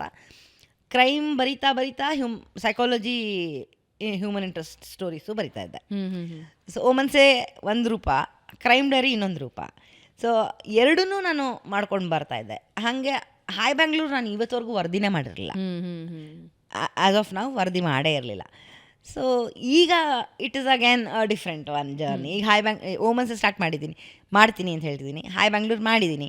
ಸೊ ಈಗ again I will have to switch on ಆಗಬೇಕು, ಸ್ವಿಚ್ ಆಫ್ ಆಗಬೇಕು, ಕ್ರೈಮ್ಗೂ ಬರಬೇಕು ಮತ್ತು ಹ್ಯೂಮನ್ ಇಂಟ್ರೆಸ್ಟ್ ಸ್ಟೋರಿಗೂ ಬರಬೇಕು. ಸೊ ಹೀಗಾಗಿ ಮುಂದಿನ ದಿನಗಳಲ್ಲಿ ಭಾವನಾ ಬೆಳಗೆರೆ ಅವರ ನಿಜವಾದ ಭಾವನಾ ಬೆಳಗೆರೆ ಅವರು ಆರಂಭ ಮಾಡ್ತಾರೆ ಅಂತ. ಎಸ್. Very last question. ಅಪ್ಪ ಇಲ್ಲಿವರೆಗೂ ಬಹಳಷ್ಟು ಪುಸ್ತಕಗಳನ್ನು ಬರೆದಿದ್ದಾರೆ. ನಿಮಗೆ ಅತಿ ಮೆಚ್ಚಿನ ಪುಸ್ತಕ ಯಾವುದು? ನೀವೇ ಹೇಳ್ದ ಹಾಗೆ ಎಲ್ಲರ ಮೆಚ್ಚಿನ ಪುಸ್ತಕ, ಎಲ್ಲರ ನೆಚ್ಚಿನ ಪುಸ್ತಕ. ಇಂದಿಗೂ ಅದು ಎಷ್ಟು ಸರಿ ಪ್ರಿಂಟ್ ಆಗಿದೆಯೋ ಎಣಿಕೆಗೂ ಸಿಗಲ್ಲ, ಅಷ್ಟು ಬಾರಿ ಪ್ರಿಂಟ್ ಆಗಿದೆ ಅದು.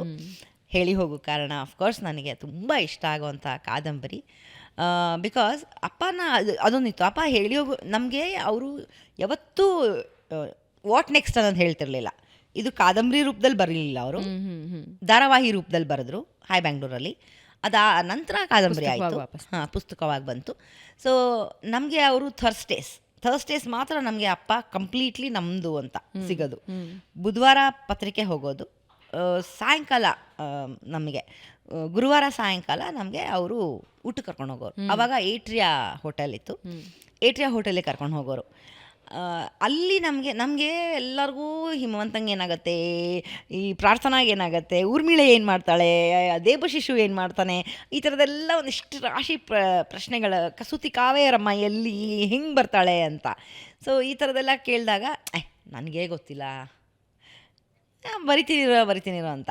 ನಾನು ರವಿ ಬೆಳಗೆರೆ ಅವರು ಯಾವಾಗಾದ್ರೂ ಹಿಂಗೆ ಪರ್ಸ್ನಲಿ ಸಿಕ್ಕಾಗ ಕೇಳಬೇಕು ಅಂತ ಅನ್ಕೊಳ್ತಿದ್ದೆ. ಹಿಮವಂತನಿಗಿಂತ ಚಂದ ಪ್ರೀತಿಸೋರು ಯಾರಾದ್ರೂ ಸಿಗೋದಕ್ಕೆ ಸಾಧ್ಯ ಇಲ್ಲ, ಆತನಿಗೆ ಹಿಂಗಾಗಬಹುದು ಅನ್ನೋದಾದ್ರೆ ಯಾರಿಗೂ ಹೆಂಗೋ ಆಗಬಹುದು ಅಂತ ಕೇಳಬೇಕು ಅಂತ ಅದೇ ಅಪ್ಪ ಹೇಳೋರು. ಅಪ್ಪ ಇದರಲ್ಲಿ ನಿಮಗೆ ನೆಚ್ಚಿನ ಪಾತ್ರ ಯಾವುದು ಅಂತ ನಾನು ಕೇಳಿದೆ ಒಂದು ದಿವಸ. ನನಗೆ ಹಿಮವಂತ ಇಷ್ಟ, ಆಫ್ಕೋರ್ಸ್. ಪ್ರಾರ್ಥನಾ ಕೂಡ ಇಷ್ಟ ನನಗೆ. ಯಾಕಂದರೆ ಆಗಿನ ವಯಸ್ಸಿನ ತೊಳಲಾಟ, ಅವಳಿಗೆ ಏನೂ ಇಲ್ಲದೆ ಇರೋ ಅವಳಿಗೆ ಒಂದು ಡೈವರ್ಷನ್ ಆಫ್ ದೇವಶಿಶು ಪ್ರಾಬಬ್ಲಿ ಆಗ್ಬೋದು. ಸೊ ಒಂದು ಹುಡುಗಿಗೆ ಹಿಂಗೂ ಆಗಕ್ಕೆ ಸಾಧ್ಯ ಇದೆ. ಊರ್ಮಿಳೆ ಬದಲಾಗೋದು ಇಟ್ಸ್ ಅ ಮಿರಾಕಲ್ ಥರ. ಅಂದರೆ ವಾವ್ ಅನ್ನಂಗೆ ಬಿಂದಾಸ್ ಹುಡುಗಿ, ಅವಳು ನೋಡಿದ್ರೆ ಪ್ರಾರ್ಥನಾಗಿ ಹೋಗ್ತಾಳೆ, ಪ್ರಾರ್ಥನಾ ಊರ್ಮಿಳೆ ಆಗೋಗ್ತಾಳೆ. ಸೊ ಹಾಗೆ ಇದ್ದಾಗ ನಾನು ಕೇಳ್ತಾ ಇದ್ದಾಗ ಅವರು ಅದನ್ನೇ ಹೇಳೋರು, ಇದು ಎಲ್ಲವುದು ಹಿಮವಂತ ಆಗ್ಬೋದು, ದೇವಶಿಶು ಆಗ್ಬೋದು, ಪ್ರಾರ್ಥನಾ ಆಗ್ಬೋದು, ಊರ್ಮಿಳೆ ಆಗ್ಬೋದು, ಕಸೂತಿ ಕಾವೇರಮ್ಮ ಆಗ್ಬೋದು, ರಸೂಲ್ ಜಮಾದಾರ್ ಆಗ್ಬೋದು, ಇದಿಷ್ಟು ಪಾತ್ರ ನಾನೇ, ಇದಿಷ್ಟು ಅನುಭವಿಸಿರೋದು ನಾನೇ. ನಾನು ಅದಕ್ಕೋಸ್ಕರ ಇದು ಹಿಂಗೆ ಬಂದಿದೆ ಅಂತ. ಸೊ ಆ ಕಾದಂಬರಿನ ಅವರು ಅವ್ರದ್ದೇ ಜೀವನ ಕಥೆನ ಅವರು ಒಂದೊಂದು ಶೇಡಲ್ಲಿ ಬರ್ಕೊಂಡು ಹೋಗ್ತಾರೆ. ವಂಡರ್ಫುಲ್. ಮುಂದಿನ ದಿನಗಳಲ್ಲಿ ಭಾವನಾ ಬೆಳಗೆರೆ ಅವರ ಪುಸ್ತಕಗಳನ್ನು ಈ ರೀತಿ ನಾವು ಕೂತು ಓದೋ ದಿನ ಆದಷ್ಟು ಬೇಗ ಬರಲಿ ಅಂತ ನಾನು ಆಶಿಸ್ತಾ ಇದ್ದೀನಿ. ಡೆಫಿನೆಟ್ಲಿ ರವಿ ಬೆಳಗೆರೆ ಅವರ ಮಾರ್ಗದರ್ಶನ ನಿಮಗೆ ಯಾವಾಗಲೂ ಇದ್ದೇ ಇರುತ್ತೆ. ನೀವೇ ಹೇಳಿದ ಹಾಗೆ ರೂಮಿನ ಒಂದು ಬಲ್ಬ್ ಯಾವಾಗಲೂ ಮಿಣುಕ್ತಾನೆ ಇರುತ್ತೆ. ನಿಮ್ಮ ಮುಂದಿನ ಹಾದಿಯಲ್ಲಿ ಯಶಸ್ಸು ಆದಷ್ಟು ಬೇಗ ನಿಮಗೆ ಒಂದು ದೊಡ್ಡ ಹೂವಿನ ಹಾಸು ಕೊಡಲಿ ಅಂತ ನಾನು ಆಶಿಸ್ತಾ ಇದ್ದೀನಿ. Thank you so much. ಮಾತಾಡೋದು ಬಹಳಷ್ಟಿದೆ, ಬಹುಶಃ ಮತ್ತೊಂದು ಪಾಡ್ಕಾಸ್ಟ್ ಬೇಕಾಗತ್ತೆ ಅಂತ ಅನ್ಸುತ್ತೆ. ಎನಿ ಟೈಮ್ ನೀವು ಒಂದೇ ಒಂದು ಫೋನ್ ಕಾಲ್ ಭಾವನಾ ಅನ್ನಿ ಬಂದ್ಬಿಡ್ತೀನಿ. ಖಂಡಿತ. Thank you so much. Thank you and all the very best ನಿಮ್ಮ ಎಲ್ಲ ಕನಸುಗಳಿಗೆ. Thank you. ಪುಸ್ತಕ ಓದಿ ನನಗೆ ಖಂಡಿತ ರಿವ್ಯೂ ಬೇಕು. ಖಂಡಿತ ಓದಿ ನನ್ನ ರಿವ್ಯೂ ಹೇಳ್ತೀನಿ. Yes, thank you. Yes. So ವೀಕ್ಷಕರೇ, ಇದರೊಂದಿಗೆ ಇವತ್ತಿನ ಬೆಂಗಳೂರು ಬಸ್ ಮುಗಿಸ್ತಾ ಇದ್ದೀನಿ. ಮುಂದಿನ ವಾರ ಮತ್ತೊಬ್ಬ ವಿಶೇಷ ಅತಿಥಿಯ ಜೊತೆ ನಿಮ್ಮನ್ನು ಭೇಟಿ ಆಗ್ತೀನಿ. ಏನು ಮಾಡಬೇಕು ಅಂತ ಗೊತ್ತಿದೆಯಲ್ಲ, ಸಬ್ಸ್ಕ್ರೈಬ್ ಮಾಡಬೇಕು, ಬೆಲ್ ಐಕನ್ ಟಿಕ್ ಮಾಡಬೇಕು. ಮುಂದಿನ ವಾರ ಭೇಟಿ ಆಗ್ತೀನಿ. ನಮಸ್ಕಾರ.